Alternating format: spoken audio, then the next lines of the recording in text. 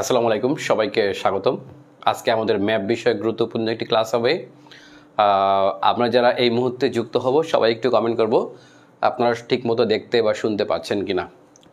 আমরা কিছুক্ষণ পরে ক্লাসটি শুরু করে দেব। যারা যুক্ত হতে আসেন একটু সবাই কমেন্ট করবেন, আসি বা কোথা থেকে বলছি কিছু একটা কমেন্ট করবেন, তাহলে আমরা বুঝতে পারবো যে আমরা ঠিকমতো দেখতে পাচ্ছি। আজকে আমাদের ম্যাপ বিষয়ে গুরুত্বপূর্ণ একটি ক্লাস হবে। অর্থাৎ আমরা কিন্তু অলরেডি 46তম বিসিএস পার করে আসছি, আমাদের 47তম বিসিএস নতুন করে শুরু হচ্ছে। আমরা অনেক যারা আছি অনেকে কিন্তু আপনার পরীক্ষায় খারাপ করবে এই সংখ্যাটাই কিন্তু আপনার সবসময় বেশি। আমরা সবাই জানি যে কেননা বিসিএস এমন একটা পরীক্ষা, এটা হলো বাদ দেওয়ার পরীক্ষা। সো 46-এ যারা হচ্ছে নিঃসন্দেহে একটি বড় অংশ বাদ পড়বে, সেটা 98% মিনিমাম। সো যারা বাদ পড়বেন তাদের জন্যই কিন্তু আপনার পরবর্তীতে আবারও বারবার প্রস্তুতি নিতে হবে। সো আমাদের আজকে সেই বাদ যারা আছেন তারা, আবার যারা নতুন করে যারা ভর্তি হচ্ছেন বিভিন্ন আমাদের পেইড বেসে আছেন বা নতুন করে যারা হচ্ছে লেখাপড়া শেষ করছেন, সবার জন্য হচ্ছে আপনার মানে সবাই হচ্ছে নতুন করে আপনার 47 দিবেন বা 48 দিবেন বা 49 দিবেন, তাদের জন্য কিন্তু আমাদের একটা দীর্ঘ পথ চলা আবারও শুরু হচ্ছে। সো আমরা যারা এই মুহূর্তে যুক্ত আছি সবাই একটু কমেন্ট করবো আমরা কে কোথা থেকে ক্লাসগুলো দেখছি। ওকে, আমি একটু দেখি, আমরা তার মাঝখানে কিন্তু সবাই একটু ক্লাসটি শেয়ার দিব। আমরা সবাই যে কাজটি করব, ক্লাসটি একটু সবাই শেয়ার দিব। আমার আইডিতে বা আমার পেজে কিন্তু আপনার রিচের পরিমাণ খুবই কম। রিচ কম হয় এর কারণটা হলো আমার আইডিতে রেস্ট্রিকশন দেওয়া আছে ফেসবুকের। সো সবাই একটু কমেন্ট করবেন যাতে আমাদের বুঝতে সুবিধা হয় আর আমরা সবাই একটু যুক্ত হতে থাকি। আজকে আমরা শুরু করব একেবারে বেসিক থেকে। অর্থাৎ এই বছর একটা জার্নি শুরু হচ্ছে, সেই জার্নিতে আসলে সবার একটা কথা থাকে যে আমরা আসলে কোন জায়গা থেকে শুরু করব। অর্থাৎ আপনি সাধারণ জ্ঞান শুরু করবেন, কি থেকে শুরু করবেন, এটা সবার একটা বেসিক প্রশ্ন থাকে। আপনারা দেখেন যে আমাদের ম্যাপ কত গুরুত্বপূর্ণ, আমাদের ম্যাপ থেকে প্রত্যেক বছর প্রশ্ন থাকে। আমি কয়েকদিন আগে একটা ভিডিও দিয়েছিলাম, আপনারা দেখবেন যে আমার আইডিতে এবছর সবচেয়ে বেশি রিচ হওয়া যে ভিডিওটা, যেটা হচ্ছে হিমালয় কীভাবে উত্থিত হয়, এরকম একটা ভিডিও আছে, আপনারা দেখবেন। টেকটনিক প্লেটের যে ধাক্কা, সেইটা কিন্তু আমরা দেখতে পাই যে এবছর বিসিএসে কিন্তু আপনার প্রশ্ন কমন আসছে, যারা ভিডিওটা দেখছেন।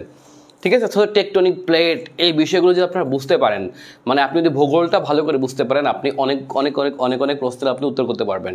সেটা বাংলাদেশে হোক, সেটা ভূগোলে হোক, সেটা আন্তর্জাতিক হোক। এই জন্য আমরা সবাই যে যেখান থেকে শুরু করি না কেন, আমরা সাধারণ জ্ঞানটা শুরু করবো সাধারণত এই বেসিক ম্যাপ থেকে। ওকে, সবাই যুক্ত হতে থাকি একটু আমরা। শাহিন বলছেন কেমন আছেন, ঢাকা থেকে বলছি, থ্যাংক ইউ শাহিন। জিল্লুর রহমান মিরাজ বলছেন পটুয়াখালী থেকে, থ্যাংক ইউ মিরাজ আপনাকে। ইমরান বলছেন মাদারীপুর থেকে। আবু রায়হান গাজীপুর থেকে। শাহিন বলছেন আসসালামু আলাইকুম স্যার। আবু রায়হান কেমন আছেন? ভালো আছি। সবাই একটু যুক্ত হতে থাকি, আমাদের একটা বড় জার্নি শুরু হচ্ছে এবং আপনাদের সবাইকে নিয়ে কিন্তু আমি এখানে পাবলিক প্রাইভেট ক্লাস নিব। ওকে, অর্থাৎ আমার প্রাইভেট যে ক্লাসগুলো আছে সেগুলো তো অলরেডি ভর্তি চলছে। আজকে আমাদের প্রাইভেট পাবলিক উভয়ের ক্লাস, অর্থাৎ সবার জন্য আমি এসে ক্লাস নিচ্ছি। ম্যাপের ক্লাসগুলো সাধারণত আমরা সবাইকে উন্মুক্ত করে দেই, ঠিক আছে। আর যারা বেশি ক্লাস চান যেন আমি অনেক ক্লাস করব পেইড ব্যাচে, তাহলে তারা আপনার আমার পেইড ব্যাচে ভর্তি হবেন। আমার পেইড ব্যাচে সবচেয়ে কম টাকায় ভর্তি হতে পারবেন এই মুহূর্তে, অর্থাৎ মাত্র 999 টাকায় বিসিএসের 12 সাবজেক্ট, যেখানে 5 সাবজেক্ট আমি একা ক্লাস নেব। বাংলাদেশ, আন্তর্জাতিক, জিওগ্রাফি, নৈতিকতা, তারপরে হচ্ছে আরও আছে হচ্ছে আপনার বাংলা সাহিত্য, ঠিক আছে। এই ক্লাসগুলো হচ্ছে আমি নিব আর বাকিগুলো হচ্ছে ক্যাডাররা নেবেন। সো যারা যুক্ত হতে আছেন সবাই, যারা চান যে আমি না পেইড বেসে ক্লাস করব, তারা অবশ্যই আমার পেইড বেসে ক্লাস করতে পারবেন। ওকে, দেখি আমরা যুক্ত হতে থাকি। আর কয়েকজন আর কিছু লোক যুক্ত হলে আমরা কিন্তু ক্লাসটি পুরোপুরি শুরু করব। আচ্ছা, আমরা দেখতে পাচ্ছি 130 জনের মতো আছি আমরা আরেকটু যুক্ত হতে থাকি এবং ক্লাসটি সবাই একটু বেশি বেশি করে কমেন্ট করবেন। আচ্ছা, সুমন বলছেন নেত্রকোনা থেকে। ইসি হক বলছেন আসসালামু আলাইকুম। ওয়ালাইকুম আসসালাম। রিয়াল মোস্তফা বলছেন দিনাজপুর থেকে, দিনাজপুরের খানসামা থেকে। দিনাজপুর থেকে কিন্তু এবছর ম্যাপ বিষয়ক একটা প্রশ্ন আসছিল, সেটা হচ্ছে বিরল মেবি, তাই না? বিরল, হাকিমপুর, হিলি নাকি বিরল জানো, সরি হিলি মনে আসছিল, তাই না? কিছু একটা হবে। তো দেখেন, ম্যাপ যদি একটু ভালো করে বুঝেন তাহলে সীমান্তবর্তী স্থান যখন আমরা পড়ি, সীমান্তবর্তী স্থলবন্দর যখন আমরা পড়ি, তখন কিন্তু আমাদের এখান থেকে প্রশ্ন কমন আসে। সো আপনি দেখবেন যে প্রতি বছর এই আজকে যে ম্যাপগুলো আমি আপনাদের শিখাবো, দেখবেন যে বা অতীতে আমি আপনাদের এই একই রকম ক্লাস নিয়েছি, সেই ক্লাসগুলো দেখবেন যে আপনি যদি একটু মিলিয়ে দেখেন যে এই বিসিএসে সেখান থেকে আপনার 3-4টা প্রশ্ন আপনি কমন পাইছেন। কিন্তু আমি লাস্ট ডেতে যেখান থেকে শুরু করছিলাম, আমার লাস্ট ক্লাসটা ছিল বিসিএসের 2 দিন আগে, দেখেন যে সেখানে কিন্তু আমি আপনাদের কিছু টপিক দিয়ে দিয়েছিলাম যে এইগুলো আসবেই। যেমন হচ্ছে আমি বলছিলাম যে জনপদ, 6 দফা, তাই না? দেখেন আমি কিছু টপিক বলছিলাম যেগুলো হচ্ছে আপনি একদম কমন পেয়েছেনই, গ্রেটা থানবার্গ বা এরকম কিছু কিছু টপিক আমি লাস্ট বলছিলাম, সেই পোস্ট বা সেই ভিডিওগুলো দেখলে আপনি বুঝতে পারবেন। সো আমরা আপনাদেরকে এমনভাবে শিখাবো যেটা হচ্ছে আপনার একেবারে ভিতর থেকে আপনি শিখতে পারেন, মানে হচ্ছে আপনি জাস্ট মুখস্থ করবেন না, কিন্তু পরীক্ষায় প্রশ্ন আপনার যেভাবে আসুক না কেন আপনি সেখান থেকে উত্তর করতে পারবেন। ঠিক আছে, আজকে আমরা একদম ম্যাপ থেকে শুরু করব। আমরা আজকে বিশ্বের ম্যাপ পড়ব, সেখানে সেই প্রেক্ষাপটে বাংলাদেশের অবস্থানটা কোথায় কি সেটা একটু আমরা দেখার চেষ্টা করব। ওকে, আচ্ছা, আমি দেখতে পাচ্ছি ইতিমধ্যে আমরা প্রায় 160 জন উপস্থিত আছি। আমাদের কিন্তু বিশ্বের ম্যাপও আছে, আপনারা দেখেন, এটা হলো বিশ্বের মানচিত্র আমরা দেখতে পাচ্ছি। এই বিশ্বের মানচিত্রটা আমরা দেখে নিব, ঠিক আছে। আচ্ছা, প্রতি বছর এখান থেকে আপনি কমন পাবেনই। এখন যদি বলেন যে আপনি এই বিসিএস এখান থেকে পরবর্তী বিসিএস কয়টা পাবেন, আপনি একটা যদি কমন নাও পান তবুও আপনার জানতে হবে, ঠিক আছে। আমরা যারা শুরু করতেছি, যারা ভাবেন যে শর্টকাট পড়াশোনা, একদম শর্টকাট পড়াশোনা করবেন না, বিসিএস এর মতো জায়গায় আপনি শর্টকাট পড়াশোনা করবেন না। আরেকটা বিষয় হচ্ছে, যারা পড়াশোনা করতে চান নিঃসন্দেহে আপনার হচ্ছে একটু বিস্তারিত পড়বেন, মানে জেনে জেনে পড়বেন, ঠিক আছে। এই জেনে জেনে পড়লে আপনার সুবিধা কি হবে, আপনার প্রশ্নের ধরন যেমনই হোক না কেন আপনি উত্তর করতে পারবেন, ঠিক আছে। আমি আপনাদের লাস্ট দিন বলছিলাম যে আমাদের এই বইটা, আমি অনেক আগে থেকে বলতেছি প্রায় মাসখানেক ধরে, যে এই বইটা যারা শেষ করবেন তারা মিনিমাম মানে হচ্ছে জিকের যে 70 নম্বর আছে ওখান থেকে আপনি 65 মিনিমাম উত্তর করতে পারবেন। অলরেডি হচ্ছে উত্তর করা গেছে। আপনারা দেখেন যে general knowledge and current affairs manual কী পরিমাণ কমন। আমাদের বাংলা কোর্স থেকে বলছিলাম, বাংলা কোর্স থেকে আমাদের নিবন্ধনে মানে 25টা প্রশ্নের 23টা কমন আসছে। আর আমরা দেখতে পাচ্ছি যে ইয়াতে বিসিএস এখান থেকে প্রায় 31টা প্রশ্ন কমন আসছে, চিন্তা করা যায়। সো বাংলা কোর্সটা আপনারা একটু পড়বেন আমাদের। আচ্ছা, আমরা আজকে শুরু করব একদম বেসিক থেকে, আমরা এখনই শুরু করে দিচ্ছি। তাহলে ক্লাসটি আমাদের এখন শুরু হচ্ছে। আমরা শুরু করব প্রথমে ম্যাপ থেকে। তবে যাওয়ার আগে আমাদের কিছু রেখার নাম একটু জানতে হবে। এই মাসিটা একটু বের করে দাও তো, খুব জ্বালাচ্ছে। আচ্ছা, আমরা দেখি ম্যাপ দিয়ে আসলে আমরা কি শুরু করব। দেখেন, আগে আমাদের কিছু কিছু দুইটা শব্দ বারবার আসবে। সেই দুটো শব্দ কি? একটা হলো অক্ষরেখা কি, আর একটা হলো দ্রাঘিমা রেখা কি, ঠিক আছে। অক্ষরেখা এবং দ্রাঘিমা রেখা, এই দুটা রেখার মধ্যে আসলে মানে দুইটা কি সেটা দেখবো আমি। দেখেন, অক্ষরেখা আমি সংক্ষেপে যদি বলি, অক্ষরেখা হলো আচ্ছা আমি আগে একটু ইয়াটা আঁকি, আমরা আগে নিরক্ষরেখা আঁকি, তারপরে আমাদের অক্ষরেখা বুঝতে সুবিধা হবে। নিরক্ষরেখা কি বলেন তো? নিরক্ষরেখা দেখেন পৃথিবীর একদম মাঝ বরাবর। যদি আমি আপনাদের প্রশ্ন করি যে পৃথিবী একটা গোলাকার বস্তু, আপনারা দেখতে পাচ্ছেন মোটামুটি রাউন্ড, তো পৃথিবীতে যে কোনো রাউন্ড বস্তুটা আসলে কত ডিগ্রি কোণ বলেন তো? পৃথিবীর যে কোনো রাউন্ড বস্তুটাই কিন্তু আপনার কত ডিগ্রি কোণ উৎপন্ন করে, এটাও কিন্তু একটা বিষয়। আপনার যে এই বছর কৌণিক দূরত্ব নিয়ে প্রশ্ন আসলে, কৌণিক দূরত্ব দেখছেন তো? কৌণিক দূরত্ব যদি আপনি জানতে পারেন তাহলে আপনি সময় নির্ণয় করতে পারবেন, বুঝছেন তো? আপনি যদি অক্ষাংশ দ্রাঘিমাংশ ঠিকমতো বুঝতে পারেন তাহলে কিন্তু আপনি মোটামুটি কী করতে পারবেন তো? আপনি সময় নির্ণয় করতে পারবেন। সময় নির্ণয় করে একেবারে সোজা। এবার সময় নিয়ে প্রশ্ন আসছিল, ঢাকা থেকে রিয়াদ, মনে আছে তো? ঢাকা থেকে লন্ডন আসতে পারে, ঢাকা থেকে টোকিও আসতে পারে, কিন্তু যে কোনোভাবে ঘুরিয়ে আসতে পারে। তার মানে দেখেন, আপনারা যারা গতানুগতিকভাবে আমরা বিভিন্ন গাইড পড়ছি, সেই গাইড থেকে কিন্তু এ ধরনের প্রশ্ন কমন আসা খুবই কঠিন। তার মানে আমি যদি বুঝতে পারি প্রশ্ন আপনার যেমনই আসুক না কেন আপনি সেখান থেকে সহজে উত্তর করতে পারবেন। সো আমি আপনাদেরকে এই বেসিক থেকে শিখিয়ে দেবো যে আসলে বেসিক থেকে একদম ভিতর থেকে আপনি কিভাবে শিখবেন। তাহলে আমি একটু নিরক্ষরেখাটা দেখি। আমি আগেই বলছি যে কোনো গোলাকার বস্তু 360 ডিগ্রি কোণ উৎপন্ন করে। কত ডিগ্রি বলতো? 360 ডিগ্রি কোণ, যে কোনো গোলাকার বস্তু, বুঝছেন তো? তার মানে পৃথিবী যেহেতু এটা গোলাকার বস্তু, তার অর্থ হলো পৃথিবী 360 ডিগ্রি কোণ উৎপন্ন করছে। এখন যদি আমি এটাকে অর্ধেক বরাবর ভাগ করি, পৃথিবীকে যদি আমি একদম দুইটা ভাগে ভাগ করি, সমান সমান দুইটা ভাগে, তাহলে এই যে দুইটা কোণ উৎপন্ন করবে, সেই দুইটা কোণের মান কত কত বলেন তো? পৃথিবীকে আমি পূর্ব পশ্চিমে বরাবর এভাবে দুইটা ভাগে ভাগ করলাম। ওকে, ভাগ করলে এই যে একটি রেখা আপনি দেখতে পাচ্ছেন পূর্ব থেকে পশ্চিমে, ঠিক আছে। এখন যদি আপনি বলেন পূর্ব কি আর পশ্চিম কি, একটু কাত হয়ে গেছে, ব্যাপার না, গোল যেহেতু কাত হলেও সমস্যা নেই। আচ্ছা দেখেন, আচ্ছা পৃথিবী নিজেই কাত হয়ে থাকে, এই জন্য কাত হয়েছে, এটা আপনি মোটামুটি ধরতে পারেন। পৃথিবী কখনো এভাবে কাত হয়ে থাকে, পৃথিবী কখনো এইভাবে কাত হয়ে থাকে, পৃথিবী কখনো সোজা থাকে না, এটা তো আপনারা জানেন তাই না? সো আপনি ওভাবে ভাবেন পৃথিবী একটু কাত হয়ে আছে। আচ্ছা, এখন এই যে পৃথিবীর মাঝ বরাবর একটি রেখা আমরা কল্পনা করলাম, সেই রেখাটাকে বলা হয় নিরক্ষরেখা এবং এটির মান হলো 0 ডিগ্রি। কয় ডিগ্রি বলুন তো? 0 ডিগ্রি।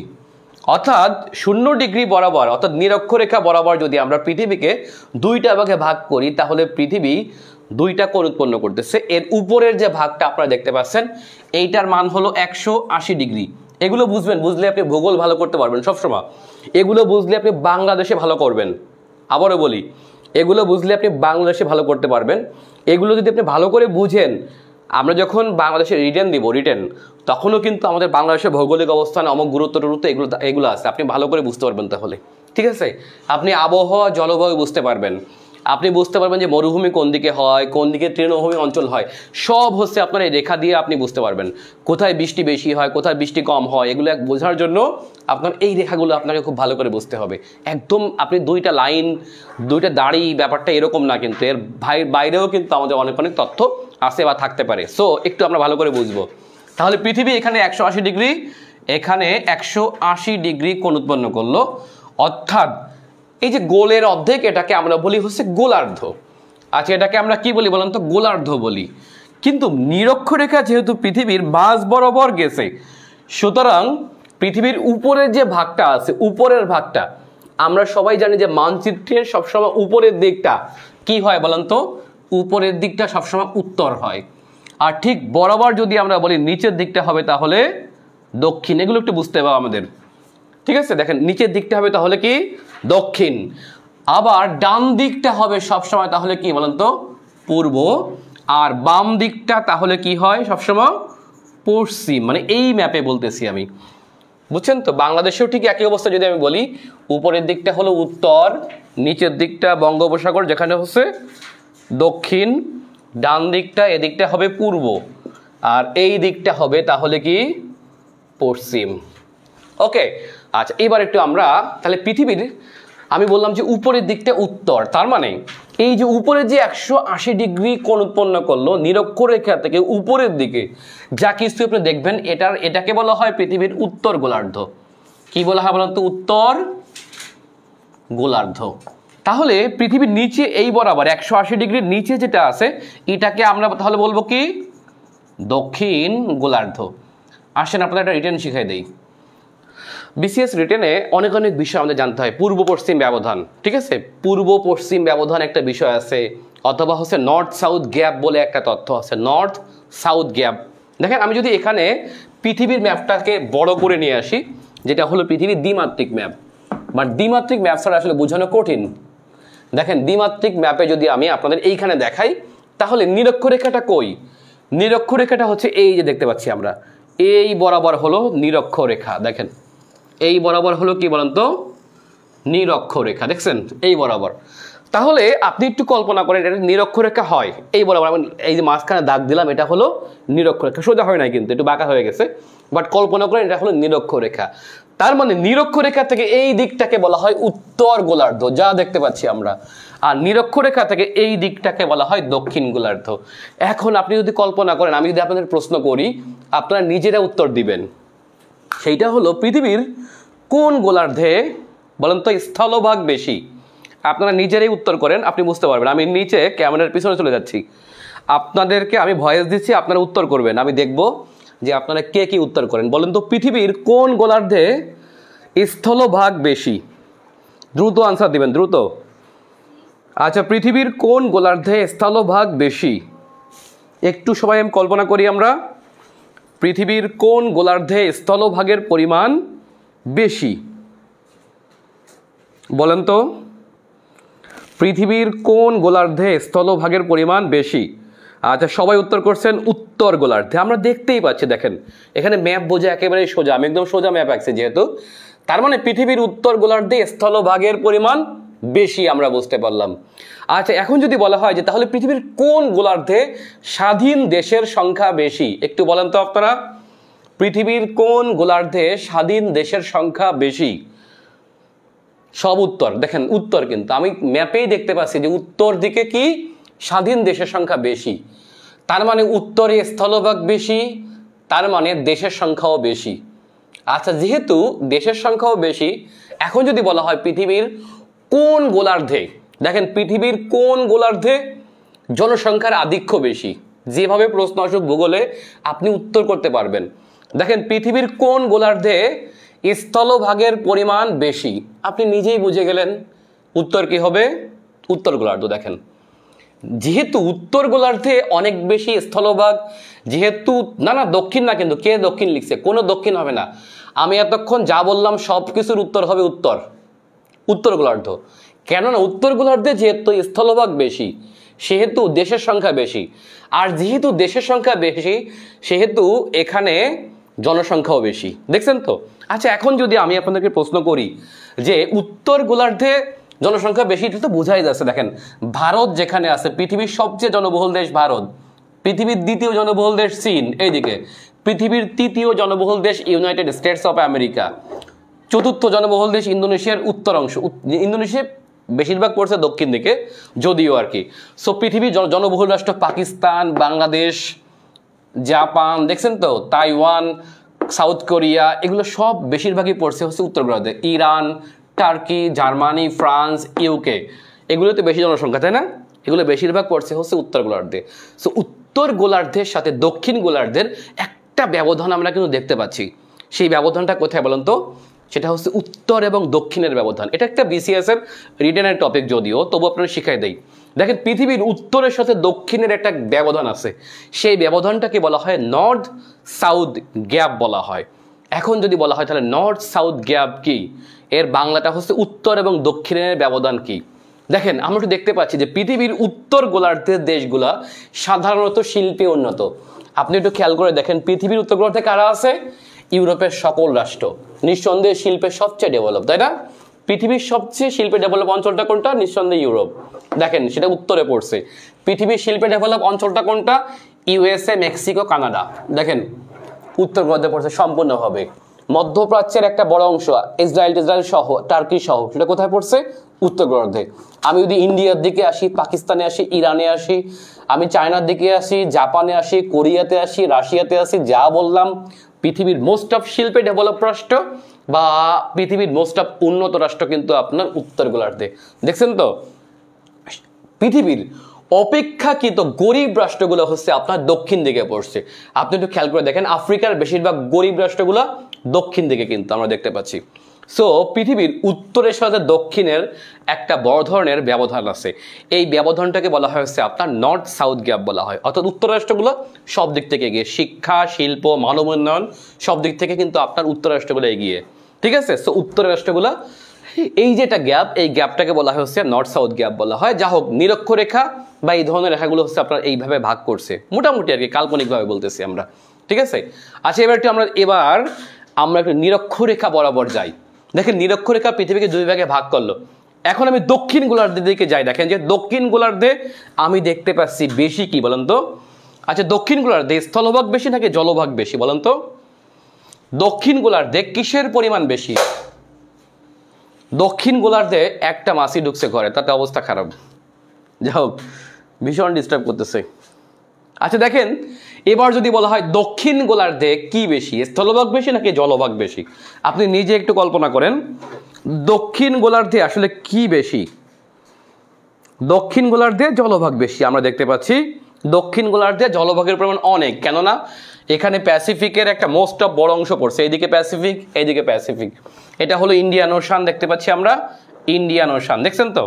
আর এটা হলো আটলান্টিক মহাসাগরের দক্ষিণে বেশি অংশ পড়ছে এবং দক্ষিণে হচ্ছে দক্ষিণ মহাসাগর। সো সব মিলিয়ে দক্ষিণ দিকটায় আমরা দেখতে পাচ্ছি জলভাগের পরিমাণ বেশি, তবে এখানে স্থলভাগের পরিমাণ কম কম কম দেখতে পাচ্ছি। তার মানে স্থলভাগ কম মানে হচ্ছে এখানে দেশের সংখ্যা কিন্তু কম, দেখতে পাচ্ছেন আপনি দক্ষিণ দিকে দেশের সংখ্যা একেবারেই কম, বুঝছেন তো? আচ্ছা, আর দক্ষিণ দিকে যেহেতু দেশের সংখ্যা কম সেহেতু আমরা বুঝতে পারি দক্ষিণ দিকে জনসংখ্যাও কিন্তু আপনার কম, বুঝছেন তো? দক্ষিণ দিকে জনসংখ্যা একেবারেই কম দেখতে পাচ্ছি, সে জলভাগের পরিমাণ বেশি। আচ্ছা, এখন একটু আসি আমরা, এই যে নিরক্ষরেখার বৈশিষ্ট্যটা খুবই গুরুত্বপূর্ণ। আর নিরক্ষীয় অঞ্চলের দেশ কারা, এটা কিন্তু আমাদের বিসিএস পরীক্ষায় অনেকবার প্রশ্ন আসছে। অতীতে শ্রীলঙ্কা নিয়ে প্রশ্ন আসছে বা বিভিন্ন জায়গা নিয়ে প্রশ্ন আসতে পারছে, অ্যামাজন নিয়ে প্রশ্ন আসছে। সো এখান থেকে কিন্তু আপনার খুবই খুবই গুরুত্বপূর্ণ। একটু দেখেন, আমরা তাহলে দেখি যে নিরক্ষরেখা তাহলে কি। আচ্ছা, নিরক্ষরেখা একটা বড় বৈশিষ্ট্য হচ্ছে এই বরাবর সূর্য লম্বালম্বিভাবে কিরণ দেয়। এই বরাবর সূর্য কি করে বলুন তো? লম্বালম্বিভাবে কিরণ দেয়, বুঝছেন তো? তার মানে এখানে দেখেন, এখানে যে সূর্য দিয়ে এই বরাবর কিরণ দেয় বা এর আশেপাশে, যদি আমরা বলি যে 23 ডিগ্রি উত্তর 23 ডিগ্রি দক্ষিণে, এর মাঝখানে বেশি একটা যায় না, এই বরাবর থেকে হচ্ছে সূর্য আশপাশ থেকে হচ্ছে কিরণ দিতে থাকে এই নিরক্ষরেখা বরাবর। তার মানে নিরক্ষরেখায় ঋতুর কোনো বৈচিত্র্য দেখা যায় না। এখন ঋতুর বৈচিত্র্য মানে কি আমরা বুঝতেই পারছি। ঋতুর বৈচিত্র্য বেশি হলো আপনার কর্কট ক্রান্তি এবং মকর ক্রান্তি রেখায়। আমরা বুঝছি কিনা, যেমন কর্কট ক্রান্তি রেখায় বাংলাদেশ পড়ছে, আমরা জানি সেখানে কিন্তু আপনার 6টা ঋতু, তাই না? গ্রীষ্ম, বর্ষা, শীত, শরৎ, হেমন্ত, বসন্ত ইত্যাদি, এই যে আমাদের 6টা ঋতু আছে।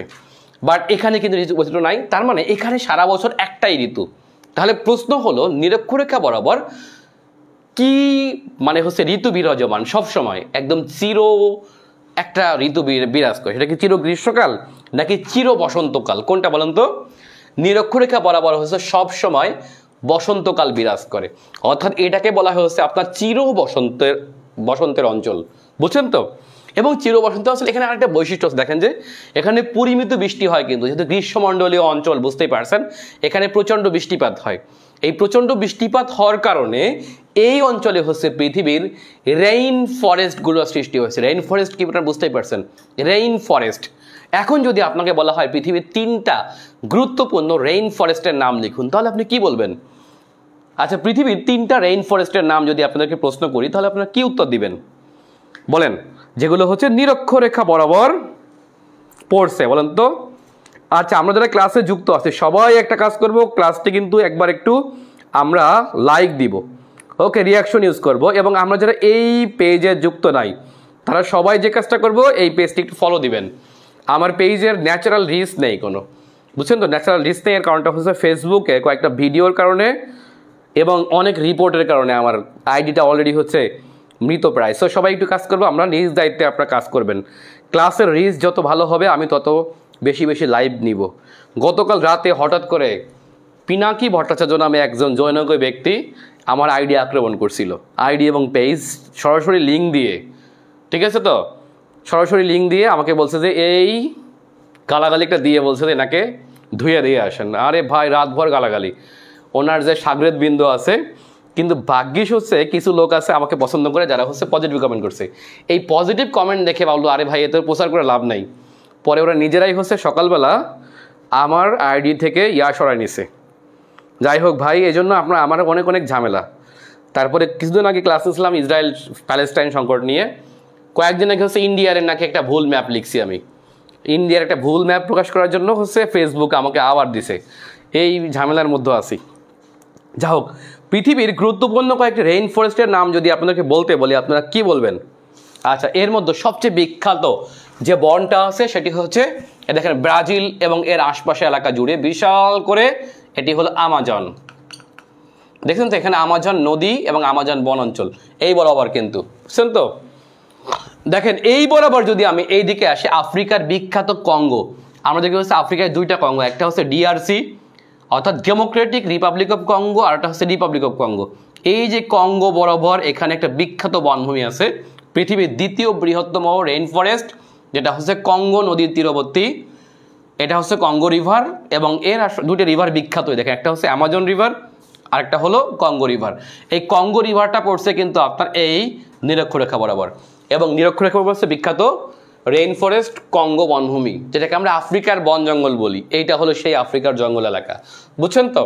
আচ্ছা, এখানে যদি আমরা ইয়ার দিকে আসি, বর্নিও দ্বীপে, এশিয়ার বৃহত্তম দ্বীপ হচ্ছে বর্নিও। এই বর্নিও দ্বীপে আসলে আমরা জানি যে এখানে একটা বিখ্যাত বন অঞ্চল আছে, যেটা হচ্ছে ইন্দোনেশিয়া, মালয়েশিয়া এবং ব্রুনাই জুড়ে বিস্তৃত। এটার নাম হলো এটার নাম হচ্ছে আপনার বর্নিও বনভূমি। এই বর্নিও বনভূমিটাও কিন্তু একটা রেইন ফরেস্ট। সো পৃথিবীর রেইন ফরেস্টগুলো দেখতে পাচ্ছি আমরা একদম এই নিরক্ষরেখা বরাবর যতগুলো আছে, দেখেন, বুঝছেন তো? ইভেন দেখবেন যে আপনি সবুজে আবৃত একটা বন দ্বীপ আছে যেখানে মানুষ বসবাস করে না, যাকে বলা হয় হচ্ছে আপনার ইকুয়েডরের ওই যে গ্যালাপাগোস দ্বীপ, দেখবেন যেখানে হচ্ছে চার্লস ডারউইন মনে গবেষণা করছিল, এটাও কিন্তু এই বরাবর দেখবেন সব রেইন ফরেস্ট টাইপ সবুজ আর সবুজ। ইভেন আফ্রিকার যে অঞ্চলটা আছে, সাভানা অঞ্চলটা আছে, আপনারা জানেন যে কেনিয়া টেনিয়া, এই অঞ্চল, তানজানিয়া, এই যে একটা বিখ্যাত ঘাসভূমি এলাকাটা আমরা দেখতে পাই ঠিক এই বরাবর। এবং এই ব্রাজিলের আশপাশেও কিন্তু আপনার প্রচুর সবুজ। এই যে ব্রাজিল, আর্জেন্টিনা, এই দিকটা এত সবুজ কেন? নিরক্ষরেখার আশপাশে বিদায়। সো এই অঞ্চলে দেখবেন আপনার প্রচুর পরিমাণে গরু চাষ হয়, মানে তৃণভূমি যেহেতু যেখানে আছে সেখানে প্রচুর পরিমাণে কি হয় বলতো গবাদি পশু পালন করা হয়। যা হোক, এটা হলো আপনার নিরক্ষরেখা। এখন নিরক্ষীয় দেশ কোনগুলা? আচ্ছা, নিরক্ষীয় দেশ বলতে আমরা আসলে কি বুঝি? নিরক্ষীয় দেশ বলতে বোঝানো হয় সবগুলোকে একদম নিরক্ষ বরাবর পড়বে এমন না, নিরক্ষরেখার বাইরেও হতে পারে। যেমন যদি বলি আমরা যে নিরক্ষরেখা বরাবর যে দেশগুলো পড়ছে এবং নিরক্ষরেখার উত্তরে যদি বলি আমরা 5 ডিগ্রি আর দক্ষিণে 5 ডিগ্রি, বুঝছেন তো? উত্তরে 5 ডিগ্রি এবং দক্ষিণে 5 ডিগ্রি বরাবর যে দেশগুলো পড়ছে এইগুলোকে বলা হয় হচ্ছে আপনার নিরক্ষীয় দেশ। এখন তাহলে নিরক্ষীয় দেশ কারা একটু দেখি আমরা। দেখেন, নিরক্ষীয় দেশ হচ্ছে এদিকে ইন্দোনেশিয়া, পাপুয়া নিউগিনি, দেখছেন তো, নাউরু। আমরা দেখতে পাচ্ছি এদিকে আছে মালয়েশিয়া, সিঙ্গাপুর, ব্রুনাই, দেখছেন তো। আচ্ছা, এদিকে আছে শ্রীলঙ্কা, এদিকে আছে কেনিয়া, তানজানিয়া, সোমালিয়ার দক্ষিণ, তারপরে হচ্ছে ডেমোক্রেটিক রিপাবলিক অফ কঙ্গো বা ডিআরসি, আরটা হচ্ছে আরসি বা Republic of Congo, Gabon, Equatorial Guinea, Equatorial Guinea দেখতে পাচ্ছি আমরা, গ্যাবন, দেখছেন তো। এদিকে আছে ব্রাজিল, সুরিনাম, তারপর হচ্ছে গায়ানা, ভেনেজুয়েলা, কলম্বিয়া, ইকুয়েডর এবং পেরুর উত্তর অংশ। এটা হলো আপনার নিরক্ষীয় অঞ্চল পড়ছে। সো নিরক্ষীয় অঞ্চলের দেশগুলোতে নিরক্ষীয় জলবায়ু বিরাজমান, এটা আমরা বুঝতে পারি। এবং দেখেন যে আমি একটা কথা বলছি যে এখানে সারা বছর কিন্তু আপনার বসন্তকাল, তার মানে এখানে যদি আমরা নিরক্ষরেখার আরো কয়েকটা নাম আছে, কিন্তু একাধিক নাম আছে। এর নিরক্ষরেখার ইংরেজি নামটা হচ্ছে ইকুয়েটর, EQUATOR, ইকুয়েটর মানে হচ্ছে নিরক্ষরেখা। আপনারা বুঝতেই পারছেন পৃথিবীতে এই নিরক্ষরেখার নাম অনুসারে পৃথিবীতে 2টা দেশের নামকরণ করা হয়। এখন যদি বলা হয় সেই 2টা দেশ কি কি, আপনারা সবাই জানেন নিরক্ষরেখা বরাবর 2টা দেশ, যার একটা হলো ইকুয়েডর, যেটাকে আমরা বলি ইকুয়েটর থেকে আসছে ইকুয়েডর, এই যেমন দেখতে হচ্ছে ইকুয়েডর, দেখছেন তো, এটা হলো ইকুয়েটর। তার মানে নিরক্ষরেখার নাম অনুসারে ইকুয়েটর অর্থাৎ সাউথ আমেরিকার বা লাতিন আমেরিকার দেশ ইকুয়েডরের নামকরণ করা হয়েছে। এবং আমরা এটাও জানি যে ইকুয়েডরের রাজধানীর নাম হচ্ছে কিটো অথবা কুইটো, QUITO। এই কুইটো বা কিটো শহরের নামকরণ করা হয়েছে, ভুল বললাম, অর্থাৎ ইকুয়েডরের রাজধানী কুইটো অথবা কিটো। দেখেন কোয়ারিস্কর কু রস্য ই টয়কর্ট কুইটো। এই কুইটো শহরকে বলা হয় চির বসন্তের নগরী। কেন বলা হয়? কেননা এই নগরটা পড়ছে একদম নিরক্ষরেখার নিচে, সোজা নিচে পড়ছে, বিধায় এখানে আবহাওয়া চমৎকার, বিধায় এটাকে বলা হয় চির বসন্তের নগরী। সারা বছর হচ্ছে বসন্তকাল, বুঝছেন তো। সো এই চির বসন্তের নগরীকে বলা হয় কিটোকে। আচ্ছা, এরপর দেখি আমরা নিরক্ষরেখার নাম অনুসারে আরেকটা দেশের নামকরণ করা হয়েছে, যেটি হলো আফ্রিকার দেশ, যাকে বলা হয় ইকুয়েটোরিয়াল গিনি। আমরা দেখতে পাচ্ছি এটা হলো ইকুয়েটোরিয়াল গিনি, এই যে কঙ্গো বরাবর, দেখেন কঙ্গো বনভূমি বরাবর, এটা হচ্ছে ইকুয়েটোরিয়াল গিনি। অর্থাৎ আফ্রিকার গিনি উপসাগরের নিকট ইকুয়েটোরিয়াল গিনি, এটা হলো আপনার নিরক্ষরেখার নাম অনুসারে আফ্রিকার একটি দেশের নাম, বুঝছেন তো। এই ইকুয়েটোরিয়াল গিনির বাংলা নামটা হলো নিরক্ষীয় গিনি। কি বলেন তো? নিরক্ষীয় গিনি বলা হয়। অর্থাৎ নিরক্ষীয় গিনির আরেকটা নামই হচ্ছে ইকুয়েটোরিয়াল গিনি, ইংরেজি নামটা। ব্যাপারটা আপনি বুঝছেন তো। আচ্ছা, আরো একটা মজার টপিক আপনার এখানে বলে রাখা দরকার। এই যে ইকুয়েটোরিয়াল গিনির পাশে যে উপসাগর, তাকে বলা হয় গালফ অফ গিনি অথবা গিনি উপসাগর। এই গিনি উপসাগরে এখানে কিন্তু আপনার নিরক্ষরেখার সাথে পৃথিবীর মূল মধ্যরেখা মিশছে, বুঝছেন তো। আবারও বলি, এই গিনির নিকট, অর্থাৎ গিনির নিকট গিনি উপসাগরে পৃথিবীর মূল মধ্যরেখা সাথে ইকুয়েটর রেখা মিশছে। অর্থাৎ ইকুয়েটরের সাথে মিশছে হচ্ছে যেটা রেখা, সেটার নাম হচ্ছে প্রাইম মেরিডিয়াম। প্রাইম মেরিডিয়াম বলতে বোঝানো হয় পৃথিবীর মূল মধ্যরেখা। অর্থাৎ লন্ডন থেকে যে রেখাটি উত্তর থেকে দক্ষিণে গেছে, এটাকে বলা হয়, এটা হলো এই বরাবর মিশছে, বুঝছেন তো। তাহলে পৃথিবীতে এই যে গুরুত্বপূর্ণ একটা ছেদ বিন্দু আমরা দেখতে পাচ্ছি, এই যে পৃথিবীতে যেখানে ছেদ হয়েছে এক একটা বিন্দু, এই ছেদগুলো কিন্তু ইম্পর্টেন্ট। এখান থেকে আপনারা অনেকগুলো, পৃথিবীতে মোট 36টা ছেদ বিন্দু আছে এমন, অর্থাৎ পৃথিবীর গুরুত্বপূর্ণ রেখাগুলো মোট 36টি জায়গায় ছেদ করছে। আপনারা জানেন তো এটা 36টা জায়গায় ছেদ করছে। সেই ছেদ বিন্দুর মধ্যে একটা বিন্দু আছে বাংলাদেশে। বলতে পারেন সেটা কোথায়? এখন দেখেন পৃথিবীর সবগুলো ছেদ বিন্দু পড়ছে দুর্গম এলাকায়, হয় সাগরে, না হলে এই দিকের মরুভূমিতে, না হলে সাগরে, কোথাও না কোথাও মিশছে।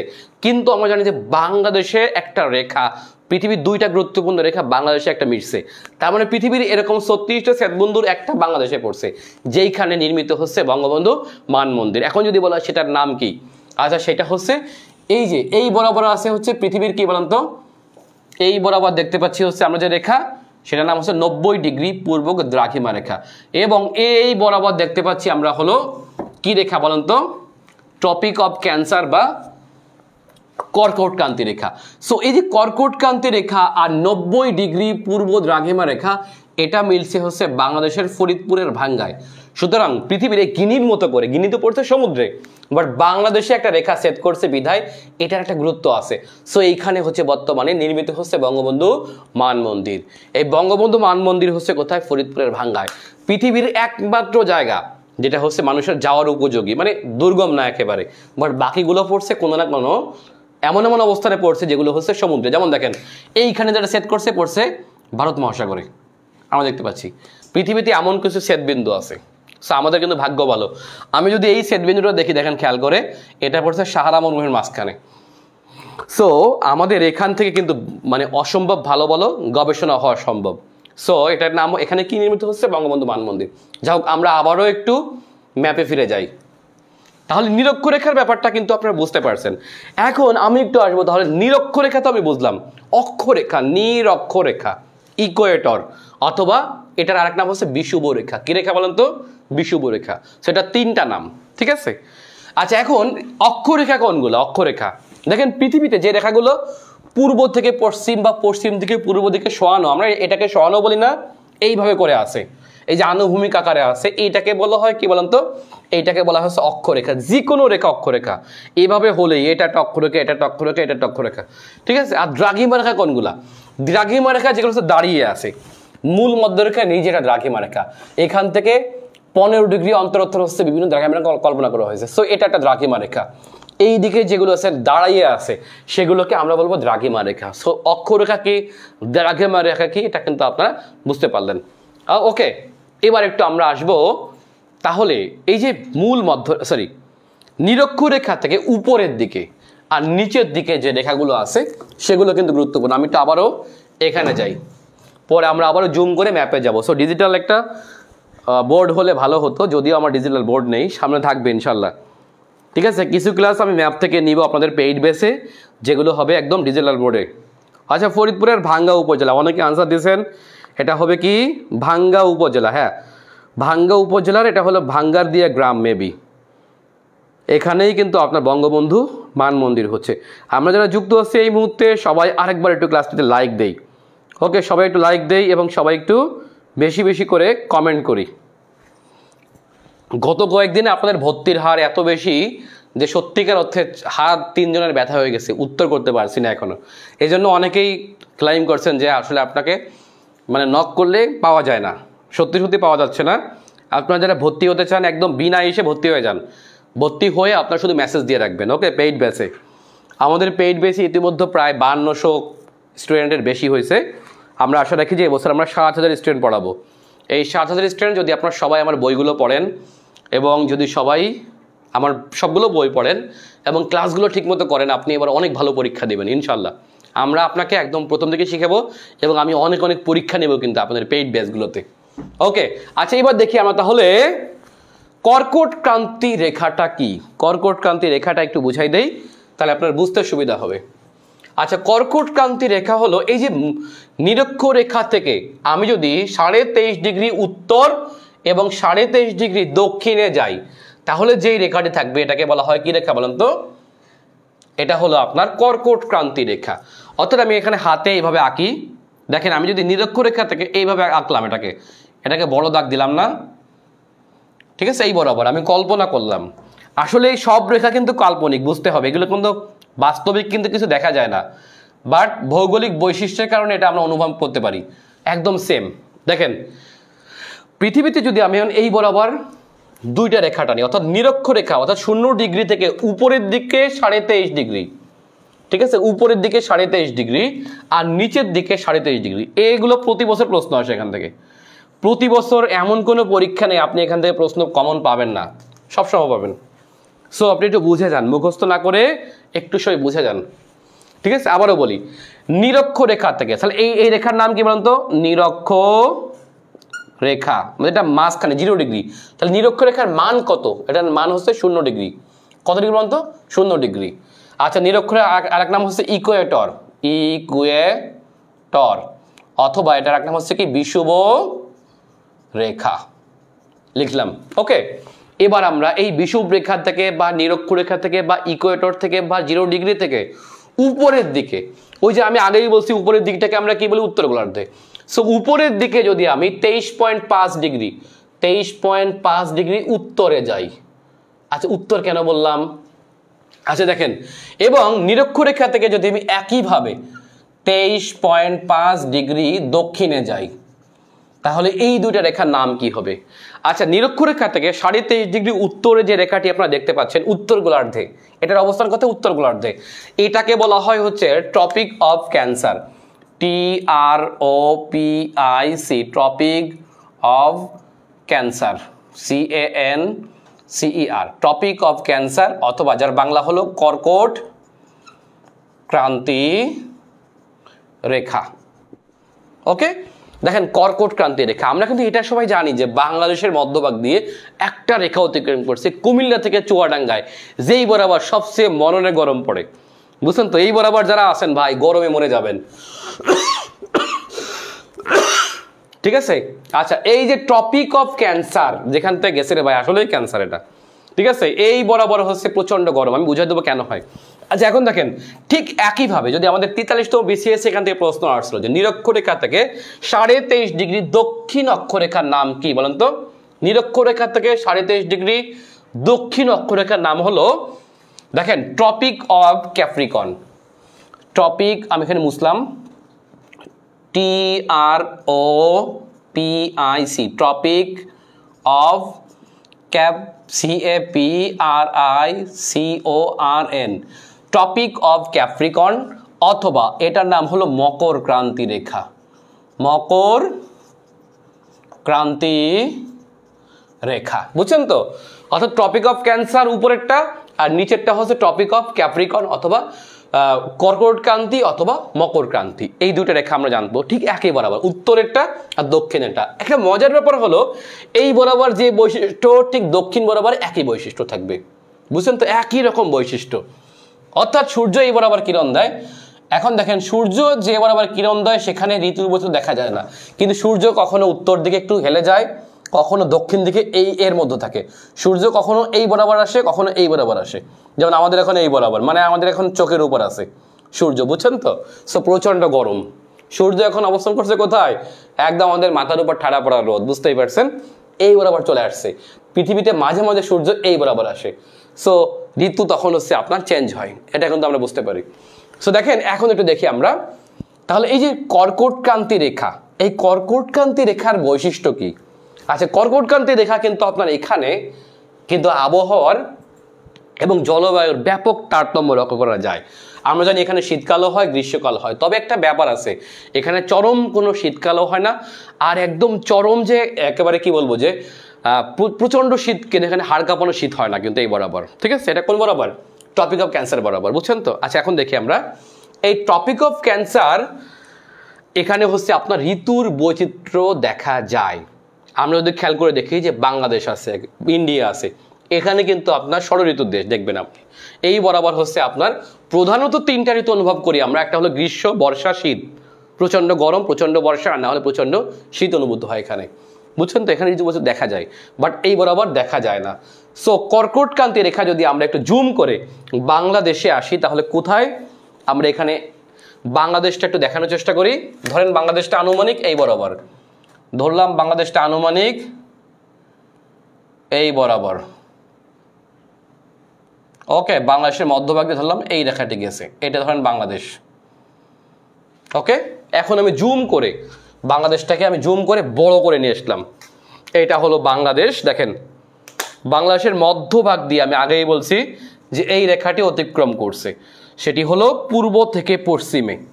এটাকে আমি জুম করে এখানে বড় করে আপনাদের দেখালাম। এটা হলো আপনার টপিক অফ ক্যান্সার। এই মুহূর্তে আপনার একটু বোঝা সহজ। দেখেন, এটা হলো কি? কর্কট ক্রান্তি রেখা, কর্কট ক্রান্তি রেখা। ওকে, এই কর্কট ক্রান্তি রেখার আমাদের যদি আমরা বলি যে বাংলাদেশে প্রবেশ করছে বা ছেদ করছে কোন জায়গা দিয়ে, দুইটা জেলার নাম উল্লেখযোগ্য। এই দিকটা আমি যদি পূর্ব দিকটা আসি, বলেন তো পূর্ব দিকে কোন জেলা প্রচন্ড গরম, দক্ষিণ দিকে কোন জেলা প্রচন্ড গরম। এবার যে দাবদাহ গেল বা অলরেডি আছে এই মুহূর্তে, সেই দাবদাহের কিন্তু একটা বড় ভোগান্তি হয় এখানে। আচ্ছা, এই রেখা বরাবর প্রচন্ড গরম, এই বরাবর হচ্ছে এখানে আছে কুমিল্লা, এই বরাবর কি আছে কুমিল্লা, আর এই বরাবর আছে কে বলেন তো চুয়াডাঙ্গা। চুয়াডাঙ্গা এবছর সবচেয়ে বেশি গরম অনুভব হয়েছে কোথায়? চুয়াডাঙ্গায়। এবং বিগত কয়েক বছর এখানে প্রচন্ড গরম পড়ে, বুঝছেন তো। এই বরাবরটা হচ্ছে গরম। আপনি দেখবেন যে রিসেন্ট যেখানে যেই জেলাগুলো গরম পড়ছে এর আশপাশে যদি আমরা খেয়াল করি, চুয়াডাঙ্গা, মেহেরপুর, যশোর, কুষ্টিয়া, দেখেন মাগুরা, নড়াইল, গোপালগঞ্জ, ফরিদপুর, রাজবাড়ী, এইদিকে আছে হচ্ছে নারায়ণগঞ্জ, মানিকগঞ্জ, ঢাকা, কুমিল্লা, এইদিকে আছে ব্রাহ্মণবাড়িয়া। একটু খেয়াল করে দেখেন এই বছর সবচেয়ে গরম এই অঞ্চলটাই পড়ছে, অর্থাৎ গরমের যা কিছু আছে এই দিকটা পরে দেখবেন প্রচন্ড গরম। এইদিকে আছে পাবনা, প্রচন্ড গরম। এইদিকে আছে নাটোর, দেখবেন নাটোরের লালপুর, রাজশাহী, প্রচন্ড গরম এলাকা। এই বরাবর হচ্ছে আমাদের প্রচন্ড গরম পড়ে, অর্থাৎ কর্কট ক্রান্তি রেখা বরাবর আমাদের প্রচন্ড গরম পড়ছে, বুঝছেন এইটা আর কি। আচ্ছা, এখন তাহলে কর্কট ক্রান্তি রেখা আমরা কিন্তু বুঝতে পারছি এটা ছেদ হয়েছে কোথায় বলুন তো, এইদিকে কুমিল্লা আর এদিকে হচ্ছে চুয়াডাঙ্গা।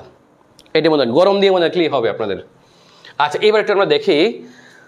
আচ্ছা, এখন এই কর্কট ক্রান্তি রেখার একটা বড় বৈশিষ্ট্য আছে, সেটা হলো এই অঞ্চলটায় যেহেতু ঋতুর বৈচিত্র্য হয়, 2 মাস পর পরই একটা ঋতু হয় একরকম, তাই না? 2 মাস বা 3 মাস পরেই আমরা দেখতে পাই ভিন্ন ভিন্ন একটা আবহাওয়া। তার মানে এই এলাকায় হচ্ছে আপনার চরম আবহাওয়া বিরাজ করে, এবং সেই কারণে এই অঞ্চলটা হলো এই ট্রপিক অফ ক্যান্সারে প্রচণ্ড দুর্যোগ প্রবণ এলাকা।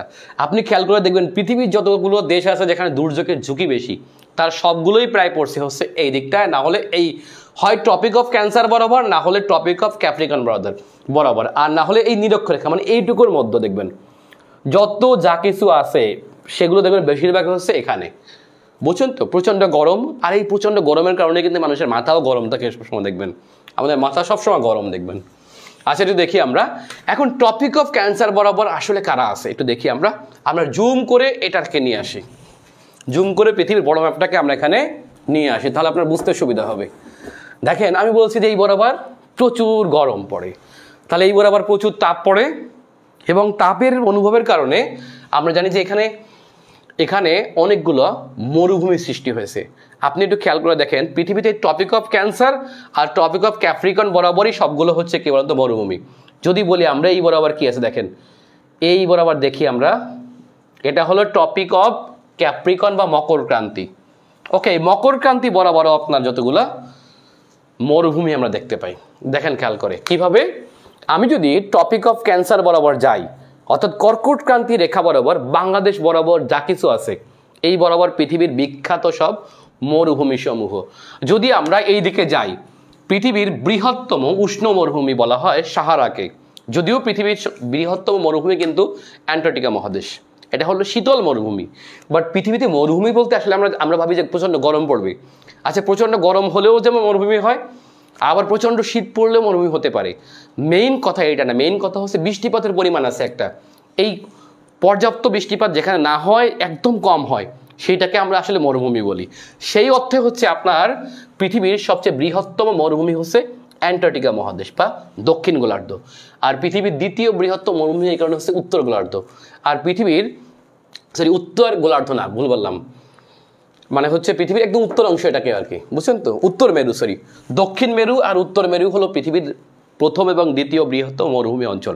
বাট যদি আমরা বলি পৃথিবীর বৃহত্তম শীতল মরুভূমি কোনটা, তার আনসার হবে সাহারা। দেখেন এই সাহারা পড়ছে কিন্তু টপিক অফ ক্যান্সার বরাবর, এই যে সাহারা আমরা দেখতে পাচ্ছি এই বরাবর পড়ছে, দেখছেন তো। তাহলে পৃথিবীর বৃহত্তম মরুভূমি সাহারা মানে উষ্ণ মরুভূমি সাহারা পড়ছে এই টপিক অফ ক্যান্সার বরাবর, দেখছেন এই বরাবর যত মরুভূমি আমি আগেই বলছি। যদি আমরা এখান থেকে একটু রেড সি পাড়ি দিয়ে এই পাশে আসি, তাহলে দেখতে পাচ্ছি আমরা ওমান, ইয়েমেন, সৌদি আরবিয়া, কাতার, কুয়েত, এইদিকে ইউএই, ঠিক আছে। এই বরাবর পৃথিবীর গ্রেট অ্যারাবিয়ান মরুভূমি, দেখেন এটা হলো অ্যারাবিয়ান মরুভূমি। ঠিক এখানে সিরিয়া আসলে দেখতে পাই আমরা সিরিয়ান মরুভূমি, সিরিয়া ইসরায়েল এই বরাবর সিরিয়ান মরুভূমি, দেখছেন তো। আমি যদি এখান থেকে একটু আরব সাগর পাড়ি দিয়ে এই পাশে আসি তাহলে দেখতে পাচ্ছি আমরা ভারত এবং পাকিস্তানের মাঝে এখানে হলো বিখ্যাত থর মরুভূমি। থর, বুঝছেন তো? আমরা যদি এখান থেকে এই দিকটা আসি, আশপাশে দেখেন, আমরা যদি এখান থেকে এই দিকটা আসি দেখতে পাচ্ছি আমরা এই যে ভারতের উত্তর দিকে গেলে হিমালয় ক্রস করলেই দেখতে পাচ্ছি আমরা অপর প্রান্তে বৃষ্টিপাত একেবারেই কম হয় সিনজিয়াং এবং এদিকে গোবি এলাকায়। সো এখানে হিমালয় থাকার কারণে এখানে মাঝখানে কি আছে বলতে বিখ্যাত হিমালয় পর্বতমালা। এই হিমালয় পর্বতমালা থাকার কারণে অপর পাশটা হচ্ছে বৃষ্টি ছায় অঞ্চল, অর্থাৎ বৃষ্টিপাত বা মেঘ এই হিমালয় ক্রস করে যেতে পারে না। সো যেহেতু হিমালয় ক্রস করে যেতে পারে না, তার মানে হচ্ছে ওই অঞ্চলটা হচ্ছে একটা বৃষ্টি ছায়া অঞ্চল বা বৃষ্টির ছায়া অঞ্চল সৃষ্টি হয়েছে, যাকে বলি হচ্ছে আমরা বৃষ্টির ছায়া অঞ্চল। সো এই বৃষ্টির ছায়া অঞ্চল হওয়ার কারণে হচ্ছে তিব্বতে, এইদিকে সিনজিয়াংয়ে, এইদিকে হচ্ছে গোবি অঞ্চলে মানে মঙ্গোলিয়া এবং উত্তর চীনে এখানে সবচেয়ে কম বৃষ্টিপাত হওয়ার মধ্যে অন্যতম। বিধায় এখানে বিখ্যাত তাকলামাকান মরুভূমি, বিখ্যাত গোবি মরুভূমি সৃষ্টি হয়েছে এই বরাবর। দেখছেন তো এই বরাবর কি মরুভূমি? গোবি মরুভূমি, বুঝছেন? আচ্ছা, আরো একটা বিষয়, তিব্বত একটা উপত্যকাও বটে, বাট তিব্বত একই সাথে কিন্তু উপত্যকার পরে একটা মরুভূমিও বটে। তিব্বতের পর্যাপ্ত বৃষ্টিপাত একেবারেই হয় না, কেন এটা পৃথিবীর একেবারে ছাদে অবস্থিত। সো এই অঞ্চলটাকে আরেকটা নামে ডাকা হয়, সেটা হচ্ছে পামির মালভূমি নামেও ডাকা হয়। পামির মালভূমিকে বলা হয় পৃথিবীর ছাদ, অর্থাৎ এইদিকে আফগানিস্তান, উত্তর পাকিস্তান, দক্ষিণ চায়না, তিব্বত, সিনজিয়াং এবং এদিকে যে কিছু মধ্য এশিয়ার দেশ আছে, এই অঞ্চলটাই হচ্ছে পৃথিবীর ছাদ খ্যাত পামির মালভূমি অঞ্চল অবস্থিত, বুঝছেন? এই বরাবর দেখেন কি ধরনের বৈশিষ্ট্য আমরা দেখতে পাচ্ছি। আচ্ছা দেখেন, এই বরাবর যদি আমরা মাঝখান্ত সাগর দেখতে পাচ্ছি, এই টপিক অফ ক্যান্সার থেকে যদি আমরা এই বরাবর আসি, অর্থাৎ বাংলাদেশের ঠিক বরাবর যদি আমরা পশ্চিম দিকে যাই, পশ্চিমে আসানো হচ্ছে আপনার মেক্সিকো। দেখছেন তো এই যে মেক্সিকোর উত্তর দিকে যে রাজ্যটা আছে এটাকে বলা হয় বাজা ক্যালিফোর্নিয়া। কি বলা হয় বলতো? বাজা ক্যালিফোর্নিয়া। আর আমেরিকার দক্ষিণ দিকের অঞ্চলটাকে আমরা দিকে বলি ক্যালিফোর্নিয়া। এই যে বাজা ক্যালিফোর্নিয়া, ক্যালিফোর্নিয়া এবং আমেরিকার ক্যালিফোর্নিয়া, এই বরাবর সৃষ্টি হয়েছে বিখ্যাত সোনোরা মরুভূমি। ঠিক আছে, এই যে সোনোরা বা সোনোরা মরুভূমি হচ্ছে আপনার এই মেক্সিকোতে অবস্থিত, মেক্সিকো এবং যুক্তরাষ্ট্রে অবস্থিত, বুঝছেন তো? এখানে আরো কয়েকটি 3টা মরুভূমি আছে এই বরাবর। সেই বরাবরও কিন্তু আপনার মরুভূমি লিখছেন। তাহলে মরুভূমি কোথায় একটু আমরা মনে রাখতে পারি সোজা একেবারে, দেখছেন? আচ্ছা, যদি আমরা এখান থেকে দক্ষিণ বরাবর আসি, তাহলে দক্ষিণ বরাবর আসলে আমরা দেখতে পাচ্ছি মকর ক্রান্তি রেখা। এই মকর ক্রান্তি রেখা বরাবর এই অঞ্চলে মরুভূমি। দেখেন আপনি খেয়াল করে, আমরা যদি অস্ট্রেলিয়াকে আমরা বলি যে অস্ট্রেলিয়ায় লোকজন নাই, এই যে অস্ট্রেলিয়ায় যে লোকজন নাই কেন? পৃথিবীতে অস্ট্রেলিয়ার কিছু বৈশিষ্ট্য যদি আমরা দেখি, দেখেন অস্ট্রেলিয়ার একটা বৈশিষ্ট্য হচ্ছে কি, অস্ট্রেলিয়া কেন এত শূন্য, এটা একটা বিষয় না? এবং অস্ট্রেলিয়ার বেশিরভাগ লোক, মাত্র 3.25 কোটি লোক বসবাস করে, এত বড় একটা রাষ্ট্র।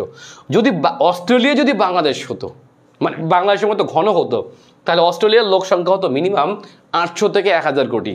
চিন্তা করেন আপনি, মানে হচ্ছে এত লোক হইতো। অথচ অস্ট্রেলিয়ায় মাত্র 3 কোটিরও কম লোক বসবাস করে। এই যে কম লোক বসবাস কেন করে, তার পেছনেও কিন্তু এই রেখাগুলো দায়ী, তার পেছনে অ্যান্টার্কটিকা দায়ী। কিভাবে দায়ী? অস্ট্রেলিয়া কেন দক্ষিণ দিকে এবং পশ্চিম দিকে লোকশূন্য, প্রায় লোকশূন্য কোথাও না, বাট প্রায় জনশূন্য বলা হয়। অস্ট্রেলিয়ার কোন দিকটা জনশূন্য বলুন তো? এই যে দক্ষিণ দিকটা দেখেন, দক্ষিণ দিকটা এবং বিশেষ করে পশ্চিম উপকূলটা, এই পশ্চিম উপকূলটা হচ্ছে অস্ট্রেলিয়ার একেবারে লোকশূন্য এবং মাঝ বরাবর একেবারে মানে বেশিরভাগ হচ্ছে এখানে লোক সংখ্যা নেই বললেই চলে। তার মানে অস্ট্রেলিয়ার লোকেরা বসবাস করে আসলে কোন দিকে, এগুলো আমি শুধু শিখাচ্ছি না, অনেক কিছু শিখাচ্ছি এখানে একবারে। এখানে শুধু ভূগোল না, অনেক কিছু আপনি শিখবেন একবারে। আচ্ছা, অস্ট্রেলিয়ার লোকেরা তাহলে বসবাস করে কোথায়? অস্ট্রেলিয়ার লোকেরা বসবাস করে বেশিরভাগ হচ্ছে পূর্ব উপকূলে, এই দিকটায়। দেখবেন অস্ট্রেলিয়ার মোস্ট অফ শহর যেমন পার্থ, সিডনি, যেগুলোকে আমরা চিনি, মেলবোর্ন টেলবোর্ন, দেখবেন মোস্ট অফ কিন্তু এই পূর্ব উপকূলে, অর্থাৎ প্রশান্ত মহাসাগরের যে উপকূলটা আছে গ্রেট ব্যারিয়ার রিফ বরাবর, এই বরাবরই হচ্ছে আপনার অস্ট্রেলিয়ার বেশিরভাগ লোক বসবাস করে, এই কারণে। বুঝছেন তো? আচ্ছা, কেন বসবাস করে তার 2টা কারণ আছে। একটা কারণ আমি বলছি, অস্ট্রেলিয়ার মাঝখানটা শূন্য। কেন শূন্য? কেননা এই বরাবর গেছে হচ্ছে টপিক অফ ক্যাপ্রিকন অথবা মকর ক্রান্তি রেখা। এই মকর ক্রান্তি রেখা যাওয়ার কারণে এই বরাবর আমাদের যে মরুভূমি সৃষ্টি হয়েছে, বিধায় এখানে হচ্ছে আপনার বিখ্যাত কয়েকটা মরুভূমি। এর মধ্যে হচ্ছে গ্রেট ভিক্টোরিয়া। গত বিসিএসে আমাদের এখান থেকে প্রশ্ন আসছে যে গ্রেট ভিক্টোরিয়া কি? গ্রেট ভিক্টোরিয়া হচ্ছে একটি মরুভূমি যেটি হলো অস্ট্রেলিয়াতে অবস্থিত। এই যে দেখেন আমরা দেখতে পাচ্ছি গ্রেট ভিক্টোরিয়া ডেজার্ট এবং গ্রেট দেখেন যে গিবসন ডেজার্ট আমরা দেখছি যে এক একটা অঞ্চলের নাম থাকতে পারে ভিন্ন ভিন্ন, গিবসন, ভিক্টোরিয়া, এগুলো হচ্ছে অস্ট্রেলিয়ার কি বলতো মরুভূমির নাম। ঠিক আছে, আমি যদি এখান থেকে এই বরাবর আসি, দেখবেন এখান থেকে যদি আমি এই বরাবর আসি, দেখুন আপনার একই রকম বৈশিষ্ট্য। আপনি কিভাবে দেখবেন, যেমন দেখুন বাংলাদেশে যেমন সবুজ, আমেরিকার যদি আপনি ইয়ার দিকে আসেন, মায়ামির দিকে বা ফ্লোরিডা উপকূলে আসেন, দেখবেন বাংলাদেশ বরাবর ঠিক। মানে বাংলাদেশিরা যদি বাংলাদেশে টিকতে পারে, আমরা বললে যে আমেরিকায় প্রচন্ড শীত টিকতে পারবো না, আমেরিকার আপনাকে শহর নির্বাচন করতে পারেন, আপনি কোথায় থাকবেন? আমাদের মতো গরম কারা আছে বুঝুন নাই, নিঃসন্দেহে কক্সবাজারের মতো আবহাওয়া পাবেন আপনি কোথায়? মায়ামিতে। আপনি বলেন ফ্লোরিডা, যেখানে সাকিব আল হাসান থাকে, কেন থাকে বলেন তো? আমাদের মতো আবহাওয়া এখানে, বুঝছেন তো কেন থাকবে? ঠিক এই বরাবর যদি আমি ক্যালিফোর্নিয়াতে আসি, এই যে ক্যালিফোর্নিয়া অঞ্চলটা আছে আমেরিকার, ঠিক এখানে একই রকম আবহাওয়া আমাদের জন্য গরম, আমরা থাকতে পারবো খুব সহজে কিন্তু, দেখছেন তো। আচ্ছা এবার একটু আসি তাহলে অস্ট্রেলিয়ার, এই যে কেন বললাম যে অস্ট্রেলিয়া কেন এত কম লোক বসবাস করে, এর মধ্যে একটা হচ্ছে মাঝ বরাবর এই যে টপিক অফ ক্যাপ্রিকন বরাবর হচ্ছে মরুভূমি, সো এই বরাবর প্রচণ্ড গরম, এত গরমে হচ্ছে মানুষ বসবাস করতে পারে না। আচ্ছা আরেকটা বিষয় হচ্ছে তাহলে কেন পশ্চিম দিকে থাকে না? পশ্চিম দিকটা তো একটা আমরা দেখতে পাচ্ছি, আমরা পশ্চিম দিকে তো সাগর আছে, যেমন পূর্ব দিকে আছে, তাহলে পূর্ব দিকে লোক থাকলে পশ্চিম দিকে লোক কেন কম থাকে, তাই না? কেন থাকে না? আচ্ছা এইখানে একটা বৈশিষ্ট্য আছে, এর বৈশিষ্ট্য হচ্ছে, এর কারণটা হলো এই দিকটা অবস্থিত অ্যান্টার্কটিকা মহাদেশে। আপনি দেখতে পাচ্ছেন এটা হচ্ছে অ্যান্টার্কটিকা মহাদেশ। এই যে অ্যান্টার্কটিকা মহাদেশের কারণে, অ্যান্টার্কটিকা মহাদেশ প্রচণ্ড শীতল, তাই না? সো অ্যান্টার্কটিকার আশপাশে যে সমুদ্র দেখতে পাচ্ছি আমরা, দক্ষিণ মহাসাগর, এটাও কিন্তু বরফে জমে যায়, প্রচণ্ড শীতল স্রোত। সো এই যে অ্যান্টার্কটিকা যে স্রোত আছে, এই অ্যান্টার্কটিকা স্রোতটা হচ্ছে আপনার এই দিক থেকে এদিকে যায় বা এই দিক থেকে এইদিকে যায়। এই যে অ্যান্টার্কটিকা যে স্রোত আছে, এই স্রোতের কারণে যেহেতু স্রোতটা ঠান্ডা, এটা মানে অস্ট্রেলিয়ার পশ্চিম উপকূল থেকে দক্ষিণ দিকে হলো অ্যান্টার্কটিকা মহাদেশ।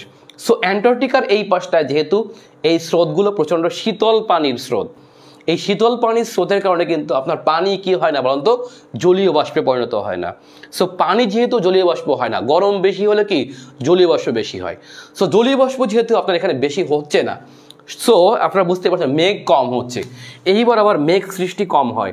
সো মেঘ সৃষ্টি যখন কম হবে, তার অর্থ হচ্ছে শীতল বায়ুর কারণে, মানে অস্ট্রেলিয়ার পশ্চিম থেকে দক্ষিণ দিকে অ্যান্টার্কটিকীয় শীতল আবহাওয়ার কারণে হচ্ছে এখান থেকে শীতল বাতাস যায় এইদিকে, যেই কারণে হচ্ছে মেঘ সৃষ্টি হয় না। সো মেঘ সৃষ্টি না হলে, মানে মেঘ না হলে তো মেঘ ঘনীভূত হতে হবে, মেঘ ঘনীভূত হলে কী হবে বলেন তো? তারপরে না হলে বৃষ্টি নামবে।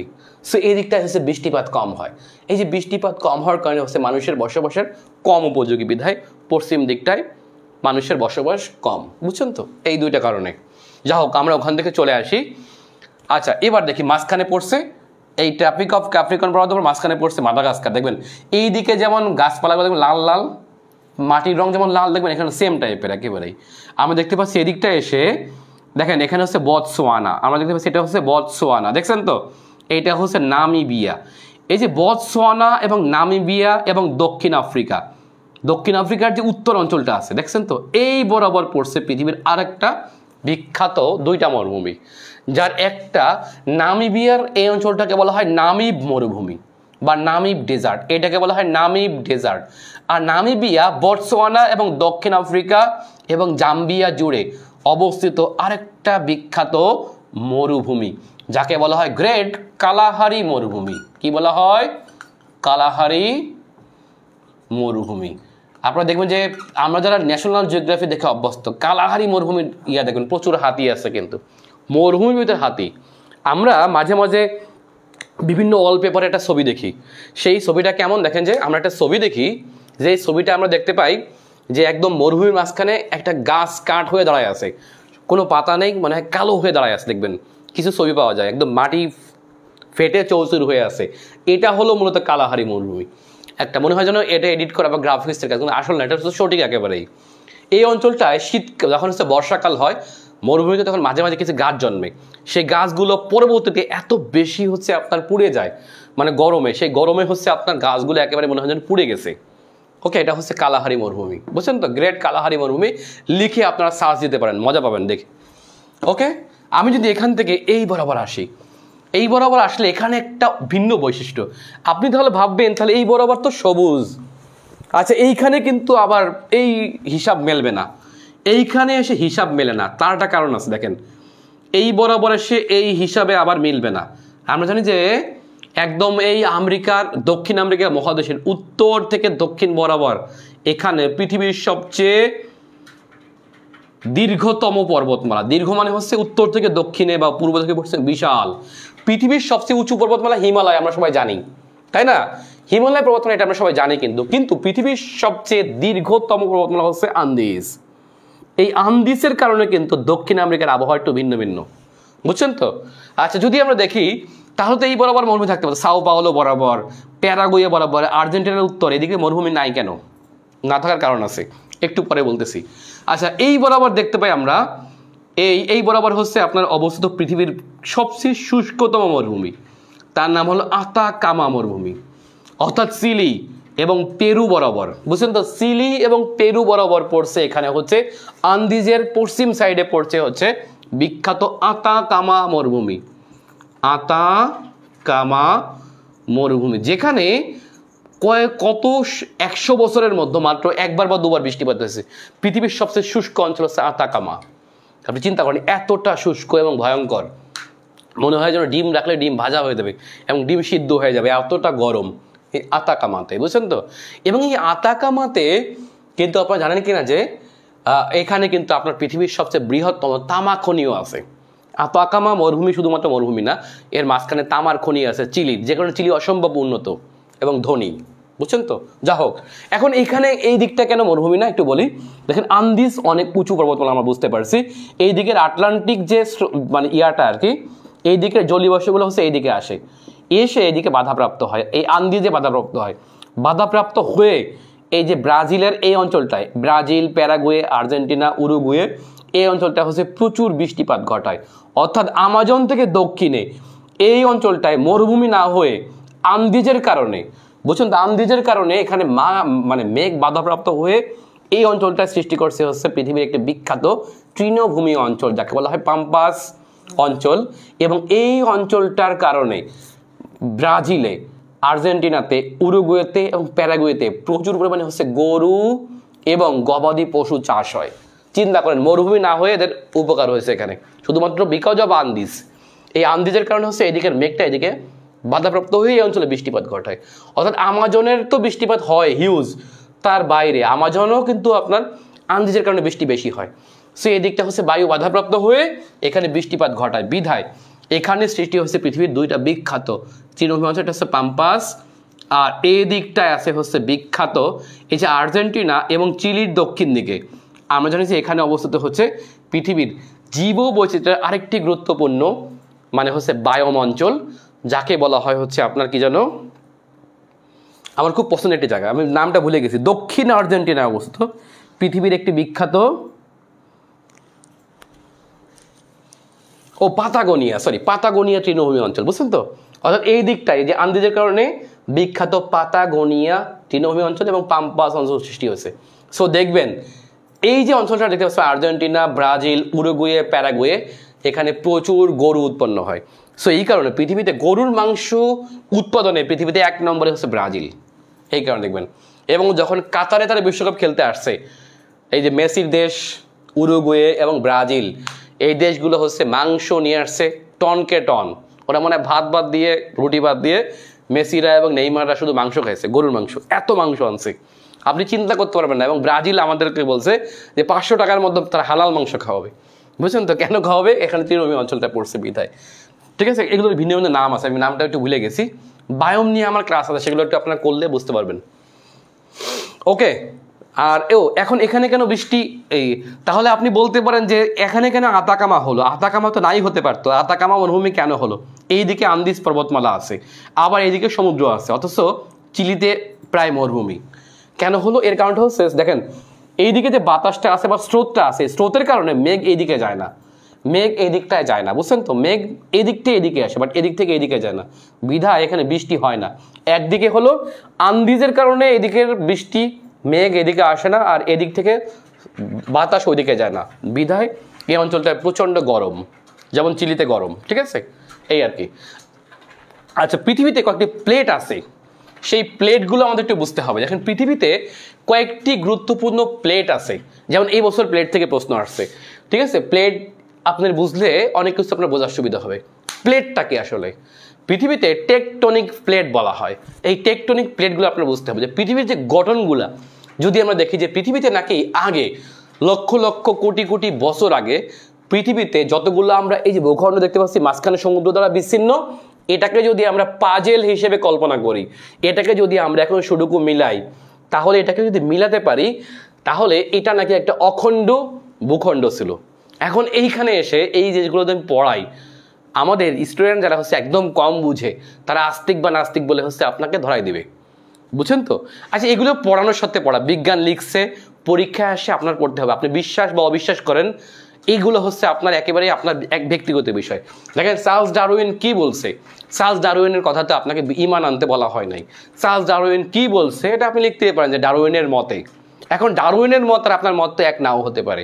আপনি যদি চিন্তা করেন যে আপনি আপনার বানর থেকে আপনার পূর্বপুরুষরা আসছে, সেখান থেকে আপনি আসছেন, এটা আপনি বিশ্বাস করতে পারেন। আপনি যদি বিশ্বাস করেন যে না আমি এটা বিশ্বাস করবো না, যে না আমি বানর থেকে আসি না, আমি নিজে কল্পনা করি যে না আমি বানর থেকে আসি নাই, সেই যে বিশ্বাস অবিশ্বাস সম্পূর্ণ আপনার নিজের ব্যাপার। কিন্তু টিচার যখন আপনাকে পড়াবে তখন তাকে সবই পড়াতে হবে, বুঝেন নাই? সো আমি যখন এই বিষয়গুলো বলি, ভাইরে ভাই আমি একটা পোস্ট দিছি যে কি জানো, একটা হলো ভারতীয় উপমহাদেশ নিয়ে একটা লেখা লিখছিলাম, এটা নিয়ে অনেক মানে আপত্তি মানুষের। আবার যখন হচ্ছে টেকটনিক প্লেট নিয়ে একটা পোস্ট দিছি, সবার অনেক আপত্তি। এই আপত্তিটা কোথায়? তারা বলে হিমালয় এভাবে সৃষ্টি হয় নাই, হিমালয় হচ্ছে কোনো পাহাড় পর্বতই হচ্ছে এভাবে সৃষ্টি হয় নাই, পাহাড় পর্বত হচ্ছে আল্লাহ প্রেরক হিসেবে পাঠাইছে। আরে ভাই, আল্লাহ তো প্রেরক হিসেবে পাঠাইছে, এটা আপনার ইমান, আপনার ধর্মীয় বিশ্বাস হতে পারে, বাট বিজ্ঞান যেটা বলছে সেটা আপনাকে ইমান আনতেই হবে এমন তো না। আপনি জাস্ট পড়বেন, আপনাকে যুক্তি যখন দিবে তার পাল্টা যুক্তি তো আপনাকে দেওয়ার বুদ্ধি থাকতে হবে। এই জায়গায় এসে আমরা হচ্ছে প্রচণ্ড মানে কি জানি বলে প্রতিক্রিয়াশীল হয়ে যায়, প্রগতিশীল না, প্রচণ্ড প্রতিক্রিয়াশীল হয়ে যায়। তো যখন টিচার যখন পড়াবে তখন তাকে আস্তিক নাস্তিক বলে তখন গালি দিয়ে দেয়, বুঝলেন তো? আবার আপনি সুবহানাল্লাহ বললেন না কেন? আরে ভাই, সুবহানাল্লাহ সব জায়গায় যে বলতে হবে আপনি তো আপনার মনে মনে আছে ইনশাআল্লাহ সুবহানাল্লাহ, আপনি তো নাই বলেন আপনাকে একদম ধুয়ে দেবে। এই কাজগুলো ভাই আপনারা প্লিজ করবেন না, যারা শিক্ষিত শ্রেণী আছেন একটু একদম করবেন না, বুঝছেন? আজ আমরা দেখতে পাচ্ছি ভালোই উপস্থিতি এখনো। যারা একটু ক্লাসটি লাইক দেননি অথবা এই পেজটি যারা ফলো দেননি, তারা সবাই আরেকবার একটু ফলো দেবেন প্লিজ, সবাই একটু ফলো দেন। আচ্ছা, আমরা সবাই একটু পেজটি ফলো দিয়ে রাখি এবং ক্লাসটিতে সবাই একটু শেয়ার দিয়ে রাখি। আমি আবারও বলি যে আমাদের 1 তারিখ থেকে এখন বেসিক ক্লাস হবে, প্রতিদিন বেসিক ক্লাস আপনারা এই গ্রুপে পাবেন বা আমার পেজ থেকে পাবেন। তবে আমাদের মেইন ক্লাস শুরু হবে 1 তারিখ থেকে।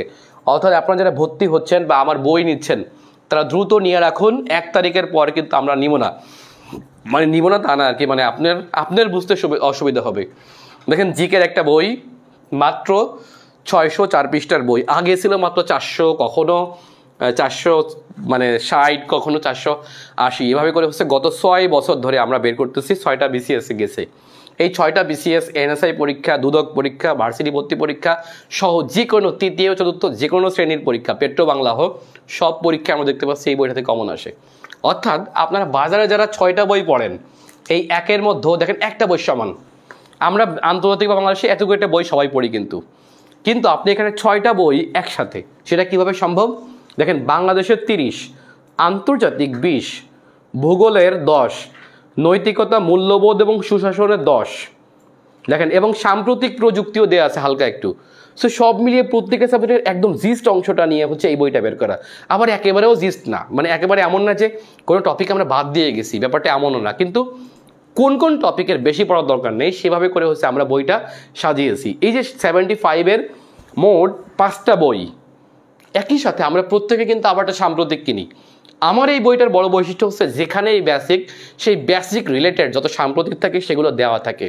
অর্থাৎ একের মধ্যে আপনার 6টা বই না কিনে 75 নম্বরের জন্য আপনি এই বইটা কিনতে পারেন। অর্থাৎ একটা বইয়ের সমান অনেকের 6টা বই। আপনি বিভিন্ন প্রকাশনী, যেমন MP3-র বই আছে আলাদা আলাদাভাবে, আপনি বাংলাদেশ পড়বেন, আন্তর্জাতিক পড়বেন, ভূগোল পড়বেন, নৈতিকতা পড়বেন, বুঝেন নাই, সুশাসন পড়বেন, আবার সাম্প্রতিক পড়বেন।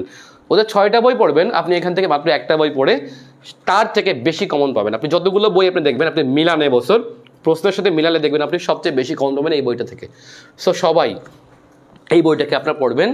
General knowledge and current affairs manual 2024, এই বইটার আগে নাম ছিল কারেন্ট অ্যাফেয়ার্স ম্যানুয়াল। কিন্তু কারেন্ট অ্যাফেয়ার্স ম্যানুয়াল নামটা রাখলে যে সমস্যাটা হয় সেটা হচ্ছে সবাই বুঝতে পারে এটা মনে হয় সাম্প্রতিকের বই, কিন্তু না, এটা একটা বেসিক বই। এই বইয়ের 90% প্রায় হচ্ছে বেসিক। সো মাত্র 10% সাম্প্রতিকের জন্য আমরা কেন এই নামটা রাখবো? সো আমি জিকেটা যুক্ত করছি, তবে এটা যুক্ত করে সমস্যা হয়েছে কি অনেকেই বুঝতে পারতেছে না যে আসলে বইটা কী জন্য। সো সবাইকে বলবো এটা হচ্ছে আপনার জিকের পূর্ণাঙ্গ বই, যে কোনো চাকরি পরীক্ষা, যে কোনো ভর্তি পরীক্ষা, মানে প্রথম দ্বিতীয় শ্রেণী আর বিসিএস হোক, সবখানে আপনার এটা কাজে দিবে। সো বইটা সবাই কিনবেন। ওকে, আচ্ছা, আমাদের বাংলার জন্য যারা বই খুঁজতেছেন, যারা বাংলার জন্য একটা মানানসই বই খুঁজছেন যেখানে একই বইয়ে প্রিলি, লিখিত এবং ভাইবা কমপ্লিট হবে, আপনারা দেখবেন আমি আর কালকে এই বইয়ের কমন দেখাবো, আপনি চিন্তা করতে পারবেন না এখান থেকে কী কী কমন আসছে, বুঝছেন তো? সো এই বইটা আপনারা একটু কিনবেন, বাংলা কোষ। এই বইটা পড়লে কি হবে, বিসিএস সহ যে কোনো চাকরি পরীক্ষার বাংলা বিষয়ক যে মৌলিক জিজ্ঞাসা আছে, এমসিকিউ যেটাকে আমরা বলি, এই এমসিকিউ আপনার হচ্ছে একদম 100% কভার হবে। অর্থাৎ এই বইয়ে যা নেই সেটা আপনি বাইরেও পাবেন না, বাট বাইরে যেটা নেই সেখান থেকে দু একটা আপনি এখান থেকে কমন পাবেন। এটা একটা বড় বৈশিষ্ট্য, এবং আমার বেশিরভাগ বইয়ের এই একই বৈশিষ্ট্য। অর্থাৎ অন্য জায়গায় যেটা নেই, যেটা আনকমন, যেই প্রশ্নটা আপনাকে পার্থক্য করে দেবে পরীক্ষায়, ওইটা আপনি এখান থেকে কমন পাবেন। সো এটা আপনারা পড়বেন। আচ্ছা, এই বই পড়লে আপনার এখানে গ্রন্থ সমালোচনা দেওয়া আছে, এখানে বিভিন্ন গ্রন্থের সাহিত্যের অংশ আলোচনা করা আছে। অর্থাৎ আমরা রিটেনের জন্য প্রায় 60% থেকে 50% আমরা এখান থেকে এগিয়ে যাব, বুঝছেন তো? আর যে কোনো চাকরি পরীক্ষায় বাংলা বিষয়ক যে ভাইবা হয়, এই বাংলা বিষয়ক যে কোনো ভাইবার যা প্রশ্ন থাকে না সেটা আপনি এখান থেকে কমন পাবেন। অর্থাৎ এই বই পড়লে প্রিলি এবং ভাইবা সম্পূর্ণ কমপ্লিট হবে, আর রিটেন আপনার প্রায় 50 থেকে 60% কমপ্লিট হবে। সো আপনাকে এমন কিছু বই সিলেক্ট করা উচিত যেটা হচ্ছে আপনার আগে থেকে কাজ দেয়। আর আমার জিকের সাথে আপনারা মিলিয়ে পড়তে পারেন আরও 2টা বই। বাংলাদেশটা কই? আচ্ছা দেখেন, আন্তর্জাতিক বিষয়াবলী বইটা যদি আপনি এখন থেকে পড়ে রাখেন তাহলে আপনার এই বইয়ের প্রায় 90%ই হচ্ছে বেসিক, সামান্য সামান্য চেঞ্জ হয়। যেমন ন্যাটোর সম্প্রসারণ নিয়ে এবছর কিছু তথ্য যোগ হবে, জাস্ট, বাট আহামরি যে চেঞ্জ হবে ব্যাপারটা কিন্তু এমন না, নতুন ঘটনা কিন্তু কম ঘটে। সো ন্যাটোর সম্প্রসারণ নিয়ে আমাদের সুইডেন বা ফিনল্যান্ড ইস্যুটা আগে থেকেই ছিল, যেটা নতুন করে হচ্ছে মেম্বার হয়ে গেছে, তাই ইউরোজোনের মেম্বার একই রকম ছিল, বাট একটু চেঞ্জ হয়েছে। এই সামান্য চেঞ্জ হয়, আহামরি চেঞ্জ হয় না। সো আপনার আন্তর্জাতিক বইটা এখন তো পড়ে রাখবেন। এটা পড়লে আপনি পিলিতেও হেল্প হবে, আর রিটেনে আপনার 100% হেল্প হবে। গত বছর সবচেয়ে বেশি বিক্রি হওয়া আন্তর্জাতিক বই হচ্ছে আমাদের ম্যানুয়াল সিরিজের বইটা, এবং এটার ভাষা অন্য বই থেকে আপনি একটু কম্পেয়ার করে দেখবেন, বুঝছেন? এটা আর কি। আচ্ছা, আমাদের বাংলাদেশ বিষয় বলে বইটা বের হয়েছে এবছর নতুন, গত নভেম্বরে বের হয়েছে। সো নভেম্বরের বইটা বের হলেও এটা আপনার এখনও উপযোগী, সো এটা আপনারা কিনতে পারেন। ম্যানুয়াল বাংলাদেশ বিষয় বলে অনেক ডাটা দেওয়া আছে, এবং সবচেয়ে ছোট বই। এবছর এটা থেকে আরও অনেক কাজ করে আমরা সামনে আরও ভালো একটা বই নিয়ে আসব। আচ্ছা দেখেন, ম্যানুয়াল গ্রন্থ সমালোচনা, আমি কিন্তু বিজ্ঞাপন দিচ্ছি একটু। ওকে, ম্যানুয়াল গ্রন্থ সমালোচনা এটা এমন একটা বই যেখানে লিখছেন বাংলাদেশের 3 জন বিখ্যাত সাহিত্যিক। জাকির তালুকদার আপনারা অনেকে চিনবেন, বাংলা একাডেমি পুরস্কার 2014 প্রাপ্ত। তিনি কিন্তু অলরেডি বাংলা একাডেমি পুরস্কার প্রত্যাখ্যান করছে এবছর শুরুতে, কিন্তু হয়েছে ফেলে দিয়েছে ফেব্রুয়ারি মাসের বইমেলার টাইমে, ঠিক আছে? তো জাকির ভাই কিন্তু আমার বইয়ের প্রধান উদ্যোক্তা ছিল প্রথম দিকে, এবং তিনি কয়েকটা গ্রন্থ লিখছেন। আচ্ছা, এটা সাহিত্যিকদের গ্রন্থ একেবারেই। আচ্ছা, আমাদের ফিরোজ আহমেদ ভাই অসম্ভব ভালো লেখেন, তিনি একজন কবি এবং সাহিত্যিক, তার লেখার আমি প্রচণ্ড একজন ভক্ত। সো স্যার এখানে কিন্তু তিনি আছেন। এবং মিলন পাঠান ভাই অনেকে তারা চিনবেন, তিনি সব এমনিতেই গ্রন্থের সমালোচনা লিখে, এবং তার একটা প্যাশনই হচ্ছে আপনার গ্রন্থ পড়া। সো তিনি আমার বইয়ে কয়েকটা গ্রন্থ লিখছেন। সে সব মিলিয়ে 3 জন সাহিত্যিক, 3 জন সিনিয়র মানুষের কাছ থেকে আমি এটা লিখে নিছি। যদিও তারা কেউ লিখতে রাজি ছিল না যে এই ধরনের গাইড বই লিখবে। আমরা এটা একদম গাইড বই না, এটা আসলে হচ্ছে বিসিএস এর রিটার্নে আমাদের লিখতে হয়, একটা কোয়ালিটি স্টুডেন্ট এটা পড়ে। সো এই বইটা যদি আপনারা আগে থেকে পড়ে রাখেন, এই বইয়ে কোনো পরিবর্তন নেই। কেন পরিবর্তন নেই? কেননা এখানে লাল সালু এবছর আসছিল, লাল সালু এবছর আসছে, আজীবন আসবে, বুঝেন নাই? বঙ্গবন্ধু 3টা গ্রন্থ, কখনো 4টা হবে না। সো এইগুলো হচ্ছে ফিক্সড একেবারেই। সো এই ফিক্সড গ্রন্থগুলো আপনি যত আগে পড়বেন, পিলির পাশাপাশি পিলিতে আপনার তত আগে একটা বড় অংশ আপনার শেষ হয়ে যাবে। অর্থাৎ এই বইটা মূলত 15 নম্বরের রিটেনের জন্য, যেটা হচ্ছে গ্রন্থ সমালোচনা আসে 15 নম্বর আসে, এখান থেকে একটা প্রশ্ন আসে। কিন্তু আমরা দেখতে পাই এখান থেকে বিভিন্ন শর্ট কোয়েশ্চেন আপনি কমন পাবেন। মানে হলো এখানে যদি আপনি 50-60টা গ্রন্থ পড়েন, আমাদের সবারই কিন্তু সাহিত্য পড়তে হয়, কিন্তু সাহিত্য পড়তে কারোই ভালো লাগে না, বুঝেন নাই? আপনাকে লাল সালু পড়তে হবে, আপনাকে বঙ্গবন্ধুর অসমাপ্ত আত্মজীবনী পড়তে হবে, আপনাকে আমার দেখা রাজনীতি 50 বছর পড়তে হবে। কিন্তু এই গ্রন্থগুলো পড়তে যে এত বড় বড় গ্রন্থ আমরা ভয় পাই, সেই গ্রন্থগুলোর একটা জিস্ট দেওয়া আছে এখানে। গ্রন্থ সমালোচনা আকারে। তার মানে হলো আপনাকে যখন শর্ট কোশ্চেন প্রশ্ন করবে তখন আপনি এখান থেকে উত্তর করতে পারবেন। এবছর আমরা দেখতে পাই যে 15 নম্বরের বই থেকে 30 নম্বর কমন আসছে। কীভাবে সম্ভব এটা? কারণ কবর ছিল। এখন কবর আমার গ্রন্থে আসে নাই, কিন্তু সাহিত্যে আসছে। সেই বইটা থেকে আপনি মিনিমাম 30 নম্বর আপনার কভার হবে। এটা মাত্র 220 পৃষ্ঠার একটা 208 পৃষ্ঠার বই, যদিও হার্ড কভার। আপনি দেখতে পাচ্ছেন পেপারের মান খুবই ভালো, 70 GSM পার টেক্সট। সো এটা দামও বেশি, 220 টাকা। এই মুহূর্তে সবচেয়ে কোয়ালিটি বই। এবং এটা হলো আমাদের তারেক মঞ্জুর স্যার একটা কথা বলছিল যে কীভাবে গ্রন্থ সমালোচনা লিখবেন, ওই অনুযায়ী আমরা লিখছি হুবহু। এটা আপনারা পড়ে নেবেন, ঠিক আছে? আচ্ছা, আমার আরও বই আছে, কই বইটই কই মাত্র আমাদের একটা মডেল টেস্ট আছে। মডেল টেস্টটা আমি দেখাচ্ছি না এই মুহূর্তে, আর সময় কম। আচ্ছা, আমাদের ম্যানুয়াল মডেল টেস্ট আছে, সেটা আপনারা মডেল টেস্ট প্র্যাকটিসের জন্য আপনি নিতে পারেন। আর আমার পেইড বেসের স্টুডেন্টস তাদের জন্য অবশ্যই বলতেছি যে আমরা পেইড বেসে মডেল টেস্ট কিন্তু অবশ্যই নিব। সো মডেল টেস্ট যেহেতু আমরা পাবলিকলি, একটা সময় আপনাদের মনে আছে কিনা 41, 42, 43, 44 কম নিছি, সত্যি কথা। 45 ভুল বললাম, 44-এও নিছি, 45 এসে কম নিছি, 46 মডেল টেস্ট একেবারে নেই না বললেই চলে। কেন নেই নি? কারণ মাঝখানে দেখছি আমাদেরকে দেখা দেখি অনেক কোম্পানি মডেল টেস্ট নেওয়া শুরু করছে। একটা সময় আমি যখন মডেল টেস্ট দিতাম তখন 5,000 6,000 লাইক পড়তো শুধু। আর এখন মডেল টেস্ট দিলে 500 লাইক পড়তে কষ্ট হয়ে যায়। এই দুঃখে এবং কষ্টে মডেল টেস্ট বাদ দিয়ে দিছি। আর আমি যখনই নেই তখন সবাই নাই। সো মডেল টেস্ট বিষয়টা বাদ দিয়ে দিছি, বুঝছেন তো? আমি এবছর আবারও চালু করবো মডেল টেস্ট, আমি পরীক্ষা দিব। আপনারা যারা আমার পেইড বেসে যুক্ত হবেন বা যুক্ত না হলেও তারাও কিন্তু মডেল টেস্ট দিতে পারবেন। মডেল টেস্ট সবার জন্য। ওকে, ম্যাপগুলো ভালো করে বুঝবেন। আমি আবারও বলি, ম্যাপ হিউজ বিষয় বোঝার আছে, আপনি চিন্তাও করতে পারবেন না। আপনি যদি সংবিধানও বুঝেন, আপনি দেখবেন সংবিধান আমি ম্যাপের মাধ্যমে বুঝাইছি। আপনারা একটু এই ক্লাসের নিচে যেয়ে দেখবেন সংবিধান থেকে আমার ম্যাপের ক্লাস কীভাবে সম্ভব এটা। আরে ভাই, সংবিধান তো বারবার মুখস্থ করে লাভ নেই। আপনাকে যদি একবার দেখাই দিই যে এমনি থেকে এমনি হয়েছে, বুঝেন নাই? আমি যখন বাংলাদেশের সীমানা নিয়ে বলবো, বাংলাদেশের সীমানা সম্পর্কে আমাদের সংবিধানে বলা আছে, ঠিক আছে? রাষ্ট্রীয় সীমানা সম্পর্কে। হ্যাঁ, রাষ্ট্রীয় সীমানা কতটুকু আমি যদি আপনাকে ম্যাপের মাধ্যমে একবার দেখাই দেই, আপনি জীবনেও এই বিষয়টা ভুলবেন না। আরও একটা বিষয় হচ্ছে, আপনি আমার যে ফাউন্ডেশনটা আপনার তৈরি হবে আমার কাছে পড়লেই, সেটা কীভাবে একটু বলি। আপনি যখন একটা ম্যাপ ভালো করে বুঝবেন তখন ওখান থেকে যা প্রশ্ন আসুক আপনি উত্তর করতে পারবেন, যে টাইপের প্রশ্ন আসুক। অথবা আপনি যখন রিটেন লিখবেন তখন আপনি সংবিধানের আলোকে, আপনি দেখবেন আমাদের একজন সংসদ ছিল, তার নাম হলো সংবিধানে, আমাদের সংবিধান প্রণেতার মধ্যে একজন ছিল বিরোধী দলীয় নেতা, তার নাম সবাই আমরা জানি, তার নাম হচ্ছে সুরঞ্জিত সেনগুপ্ত, ঠিক আছে? এই সুরঞ্জিত সেনগুপ্ত, ওনাকে যেই প্রশ্ন করতো সাংবাদিকরা, উনি সবসময় সংবিধানকে সমুন্নত রেখে কথা বলতো। সাংবিধানিক অধিকার, সাংবিধানিক এই, সাংবিধানিক তেমন, মানে এই শব্দটা তিনি বারবার ব্যবহার করতেন। ঠিক তেমনভাবে আপনাদেরকে বলবো, আপনারা যারা বাংলাদেশ বিষয়গুলি পড়বেন, বুঝেন নাই, আপনি যখন রিটেন দিবেন, রিটেনে যা আসুক না কেন, দেখবেন ওই বিষয়ে কোনো না কোনো একটা সাংবিধানিক ব্যাখ্যা আছে, সাংবিধানিক মতে আপনি ওখানে একটা উল্লেখ করে দিলেন। ইভেন বাংলাদেশের রাষ্ট্রীয় সীমানা যদি আপনি লিখতে যান, আপনি ধরেন ভূগোলের একটা প্রশ্ন আসছে, আমাদের যে রিটেনে আমাদের প্রথম অধ্যায় আছে, যেখানে আমাদের কি থাকে বলেন তো, বাংলাদেশের ভৌগোলিক অবস্থান, আর্থসামাজিক এবং ভৌগোলিক গুরুত্ব, এই অধ্যায়টা আছে। এটা আমাদের রিটেনে একটা বড় অংশ, এখান থেকে ম্যাপ বিষয়ক প্রশ্ন হয়। এখন এইখানে আমরা যখন লিখবো বাংলাদেশের রাষ্ট্রীয় সীমানা কিছু একটা আসছে, আপনি যদি উল্লেখ করেন যে সংবিধানের মতে ড্যাশ, যে আমাদের রাষ্ট্রীয় সীমানা হলে এত এত এত, এই যে একটা কথা আছে, আপনি যখন সংবিধানকে রেফারেন্স দিয়ে যখন আপনি অনুচ্ছেদকে রেফারেন্স দিয়ে যখন আপনি ব্যবহার করবেন, প্রশ্নকর্তা আপনার উপর অসম্ভব খুশি হবে যে না, এ প্রচণ্ড পড়ছে এবং এই প্রচণ্ড হচ্ছে আপনার মেধাবী, এটা কিন্তু আপনাকে ভাববে। এই জন্য আপনাকে বলবো যে আপনি ম্যাপ এবং সংবিধান ভালো করে বুঝবেন আগে থেকে, বেসিকগুলো আর কি, বুঝছেন?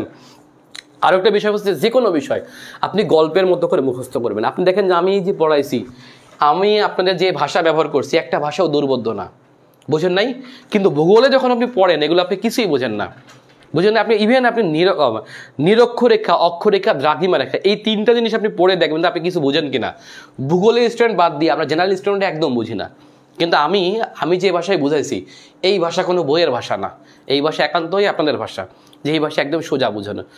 আমি যখন তত্ত্বীয় আকারে বুঝাবো আপনি একদম বুঝবেন না। সো এই জন্য সহজ কথা যায় না বলা সহজে, বলছে রবীন্দ্রনাথ ঠাকুর যদিও, তবে আমি বলবো যে সহজ কথা যতটা পারা যায় সহজে বলা, অতটা আমি বলার চেষ্টা করি। সো একটু আপনারা আমার ক্লাসগুলো ফলো করবেন।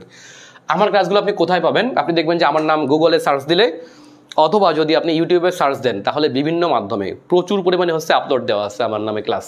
সো আব্দুর রহমান শ্রাবণ পুরো নামটা আপনি লিখে সার্চ দিয়ে আমার ক্লাসগুলো আপনারা গুগল থেকে দেখে নিন। মিনিমাম আপনি কয়েকশো ভিডিও পাবেন। এই ভিডিওগুলো বিভিন্ন জায়গায় ছড়িয়ে ছিটিয়ে আছে, 10 মিনিট স্কুলে আছে, আমার ইয়াতে আছে। এগুলো থেকে আপনারা দেখে দেখে একটু শিখবেন, আপনি ভালো ভালো ম্যাপ শিখবেন।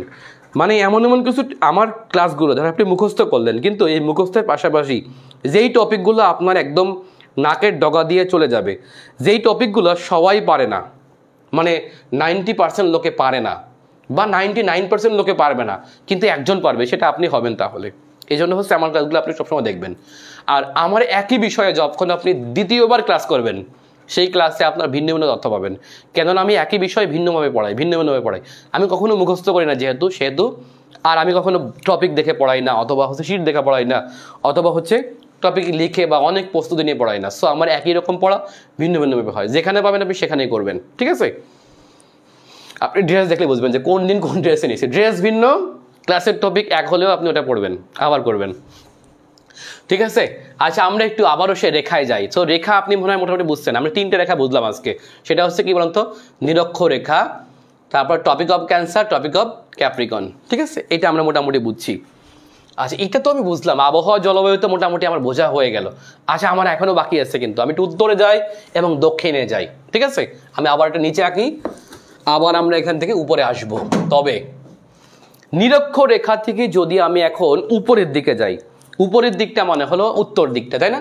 আমি আগেই বলছি যে এখান থেকে নিরক্ষরেখা থেকে উপরের দিকে গেলে কি উত্তর, আর নিচের দিকে গেলে কি বলেন তো দক্ষিণ। এখন যদি আপনার একটা প্রশ্ন করি, দেখি আপনার কি উত্তর দিবেন। দেখি যদি আপনি বুঝেন তাহলে বুঝবো সীতা আসলে কে, সীতাকার বাপ নাকি সীতাকার মা, এটা কিন্তু আমি তাহলে বুঝবো। বলেন তো। আচ্ছা, আপনাদের কাছে আমার প্রশ্ন হলো, বাংলাদেশ আসলে কোন গোলার্ধের দেশ? আপনারা একটু দেখে বলেন, বাংলাদেশের অবস্থান আসলে কোন গোলার্ধে? একটু আমরা কি উত্তর দেবো তাহলে? বাংলাদেশের অবস্থান কোন গোলার্ধে বলেন তো দেখি। এতক্ষণ আমরা কি বুঝছি? আপনি একটু ম্যাপের দিকে তাকান, বাংলাদেশটা কই? আমি একটু বাংলাদেশটাকে ইন্ডিকেট করে দেই। নতুন যারা আসছেন দেখেন, এইটা হলো বাংলাদেশ, আর এইটা হলো নিরক্ষরেখা। এটা হলো নিরক্ষরেখা, আমরা দেখতে পাচ্ছি এই বরাবর। তাহলে বাংলাদেশ কোন গোলার্ধের দেশ বলেন তো? বাংলাদেশ কোন গোলার্ধের দেশ? সরি। আচ্ছা, বাংলাদেশ কোন গোলার্ধের দেশ? একটু সবাই উত্তর করবেন। বাংলাদেশের অবস্থান তাহলে কোন গোলার্ধে? এটা কি উত্তর নাকি দক্ষিণ গোলার্ধে? আচ্ছা, বাংলাদেশের অবস্থান তাহলে কোন গোলার্ধে? দেখি উত্তর দক্ষিণ, উত্তর সবই তো উত্তর। আল্লাহ, আপনারা সবাই পারেন তো। আচ্ছা, বাংলাদেশের অবস্থান তাহলে কোন গোলার্ধে? বাংলাদেশের অবস্থান কোন গোলার্ধে? উত্তর গোলার্ধে। আমরা সবাই বুঝে গেছি বাংলাদেশ উত্তর গোলার্ধে পড়ছে। কেন পড়ছে বলুন তো? আমরা দেখি বাংলাদেশ তো দক্ষিণে মনে হয় যেন, না আসলে না। এই যে নিরক্ষরেখা থেকে বাংলাদেশ উপরের দিকে, বিধায় আমরা উত্তর গোলার্ধে পড়ছি। আর এখান থেকে দক্ষিণে যদি অস্ট্রেলিয়া বলি, তাহলে অস্ট্রেলিয়া নিরক্ষরেখা থেকে কোন দিকে বলুন তো? দক্ষিণে। অস্ট্রেলিয়া নিরক্ষরেখা থেকে দক্ষিণে, আমরা বুঝতে পারছি। আচ্ছা, এইবার আমি আসবো হচ্ছে মেরু রেখা। দুইটা মেরু রেখা, আসলে আমরা বলি না যে উত্তর মেরু দক্ষিণ মেরু, আমরা বলি না, সুফিয়া কামাল বলছি যে উত্তর মেরু দক্ষিণ মেরু সবই তোমাদের জানা। আমরা শুনেছি ওখানে রয়েছে কি যেন জিন পরি দেও দানা না কি যেন কিছু একটা হবে, ছোটবেলা পড়ছে একেবারে আজিকার শিশু আপনারা যারা পড়ছেন, ঠিক আছে? সেই উত্তর মেরু এবং দক্ষিণ মেরুতে সুফিয়া কামালরা ছোটবেলা শুনতো। সেখানে কি আছে বলেন তো? সেখানে হচ্ছে জিন পরি এবং কুকাফ নগরী আছে, ওখানে হচ্ছে ওরাই থাকে, তাই না? আচ্ছা, যাই হোক আর কি, সেই বিষয়গুলো আমরা দেখি যে উত্তর মেরু আর দক্ষিণ মেরুটা আসলে কি। আচ্ছা, নিরক্ষরেখা থেকে যদি আমরা উপরের দিকে, একেবারে উপরের দিকে যাই, যেখানে হলো 66.5 ডিগ্রি উত্তর আর 66.5 ডিগ্রি দক্ষিণ, এটাকে আমরা কি বলি বলেন তো? আচ্ছা, নিরক্ষরেখা থেকে উত্তরে যদি আমরা 66.5 ডিগ্রি উত্তরে একটু রেখা কল্পনা করি, এটার মান কত? 66.5 ডিগ্রি উত্তর, ঠিক আছে? আর নিরক্ষরেখা থেকে 66.5 ডিগ্রি দক্ষিণ, এই রেখাটাকে আমরা কি বলি বলেন তো? দুইটা রেখাকে। আচ্ছা, এইটা হলো 66.5 ডিগ্রি দক্ষিণ। বলেন তো এই দুইটা রেখাকে আসলে কি বলা হয়? আচ্ছা, নিরক্ষরেখা থেকে 66.5 ডিগ্রি উত্তরে রেখা। আসলে এটা কিন্তু এর লম্বা না, কিন্তু এর একটাও কিন্তু লম্বা না, সব কিন্তু গোল। আমার ভূগোল ম্যাপটা, ভূগোল এটা থেকে গোলকটা, আসলে এইটা যেন আপনারা ভুল বোঝেন না। দেখেন আমাদের ম্যাপের আরেকটা ভুল বিষয় আছে। আমরা যে এই যে ম্যাপ আঁকলাম এটা ভুল। এই যে ম্যাপ আপনারা দেখছেন না, এটা আসলে ভুল। পৃথিবীতে এরকম চ্যাপ্টা না ভাই, কিন্তু পৃথিবী আসলে গোলাকার, ঠিক আছে? আবার এটা কেউ ভুল বোঝেন না ভাই, বুঝতে যেন আমার সমস্যা না হয়, একটু এটাও বুঝাই দেয়। আসলে পৃথিবীটা এরকম, ওই যে আমি বললাম না পৃথিবী কাত হয়ে থাকে, আসলে থাকে পৃথিবী কখনো এরকম কখনো এরকমভাবে থাকে। আসলে পৃথিবীটা এরকম থাকে তার নিজ কক্ষপথে, বুঝছেন তো? আমি এতক্ষণ যেগুলো আঁকলাম আসলে এগুলো সবই গোল। মানে গোলটাকে যদি এটাকে বলা হয়, আমরা যেটাকে বলি, এই আমার হাতে যেটা আছে, আমার হাতে যে গ্লোবটা আপনারা দেখতে পাচ্ছেন, এই গ্লোবটা হচ্ছে মূলত অরিজিনাল পৃথিবী যদি আমরা বলি এরকম। অর্থাৎ এটাকে বলা হয় হচ্ছে 3D বা ত্রিমাত্রিক পৃথিবী। এটাকে বলা হয় কি ত্রিমাত্রিক পৃথিবী, বুঝছেন তো? এটাকে বলা হয় কি ত্রিমাত্রিক পৃথিবী। আর আমরা যদি এটাকে এই যে চ্যাপ্টা করে বড় করে দেখাই, বর্ধিত করে, এটাকে যদি আমি খুলে এভাবে করে চ্যাপ্টা করি, দেয়ালে এঁটে দেই, তাহলে এই যে ম্যাপটা দেখতে পাই আমরা, পৃথিবী এরকম কখনোই না। পৃথিবী এরকম একটা ব্ল্যাকবোর্ডের উপর না, কিন্তু পৃথিবীটা আসলে এরকম। বাট এই যে ত্রিমাত্রিক পৃথিবী তো আর বইয়ে দেখানো সম্ভব না, বোর্ডে দেখানো সম্ভব না এইভাবে, তাই না? তো এটা আঁকতে হলে একদম শিল্পী হওয়া লাগবে। আমি তো আর শিল্পী না, আবার শিল্পী হয়েও লাভ নাই, এভাবে ঘুরোতে পারবো না কিন্তু, তাই না? শিল্পী আমি আঁকলাম, কিন্তু তিনভাবে ঘুরন যাবে না কিন্তু। সো এই যে ত্রিমাত্রিক পৃথিবী, এই ত্রিমাত্রিক পৃথিবীকে যখন আমরা দ্বিমাত্রিক দেখাই, এটাকে বলা দ্বিমাত্রিক, বুঝলেন? 2D বলা হয় এটাকে আর কি। এই পৃথিবীর ত্রিমাত্রিক পৃথিবীকে যখন আমি দ্বিমাত্রিক দেখাই, তখন কিছু কিছু ঝামেলা সৃষ্টি হয়। সেই ঝামেলার একটা হলো উত্তর এবং দক্ষিণের রাষ্ট্রগুলোকে বড় দেখায়। এটা আপনারা জানেন কি না? ত্রিমাত্রিক পৃথিবীকে যদি আমি বড় করে দেখাই এভাবে করে, হ্যাঁ, এটাকে বলা হচ্ছে দ্বিমাত্রিক পৃথিবী, বুঝলেন না? আসলে পৃথিবী দ্বিমাত্রিক না, পৃথিবী অবশ্যই ত্রিমাত্রিক, যেটা হচ্ছে গোল। বাট আমাকে দেখতে হলে এভাবে দেখতে হয়, বড় করে। এখন এইখানে যে একটু সমস্যা আছে, সেটা হচ্ছে নিরক্ষরেখার একটা সমস্যা আছে। দেখেন, নিরক্ষরেখা বরাবর আসলে রাষ্ট্রগুলোকে অরিজিনাল দেখি আমরা, কিন্তু নিরক্ষরেখা থেকে উত্তর এবং দক্ষিণে গেলে একটা ঝামেলা সৃষ্টি হয়। সেই ঝামেলাটা কি বলেন তো? সেই ঝামেলাটা হলো ত্রিমাত্রিক পৃথিবীকে দ্বিমাত্রিক দেখাতে গেলে যেই ঝামেলা সৃষ্টি হয়, সেটা হচ্ছে উত্তর এবং দক্ষিণের ভূখণ্ডগুলোকে বড় করে দেখাতে হয়।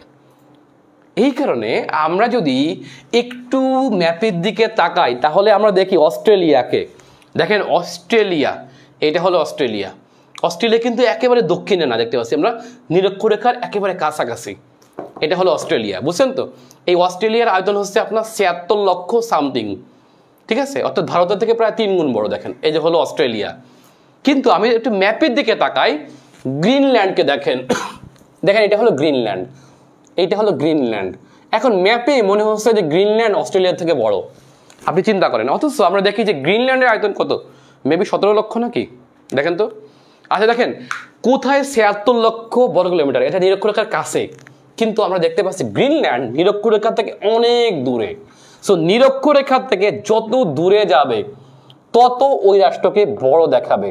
যেমন গ্রিনল্যান্ড পৃথিবীর একেবারে উত্তর দিকে হওয়ার কারণে এইটা হলো আপনার মাত্র দেখেন যে 17 লক্ষ সামথিং কিলোমিটার, মানে হচ্ছে মিনিমাম পাঁচটা গ্রিনল্যান্ডকে মিশাইলে একটা অস্ট্রেলিয়ার সমান হবে। তারপরেও ম্যাপে আমরা দেখতেছি যে গ্রিনল্যান্ডকে বড় দেখাচ্ছে। এই বড় দেখানোর কারণটা হচ্ছে অনেক দূরে।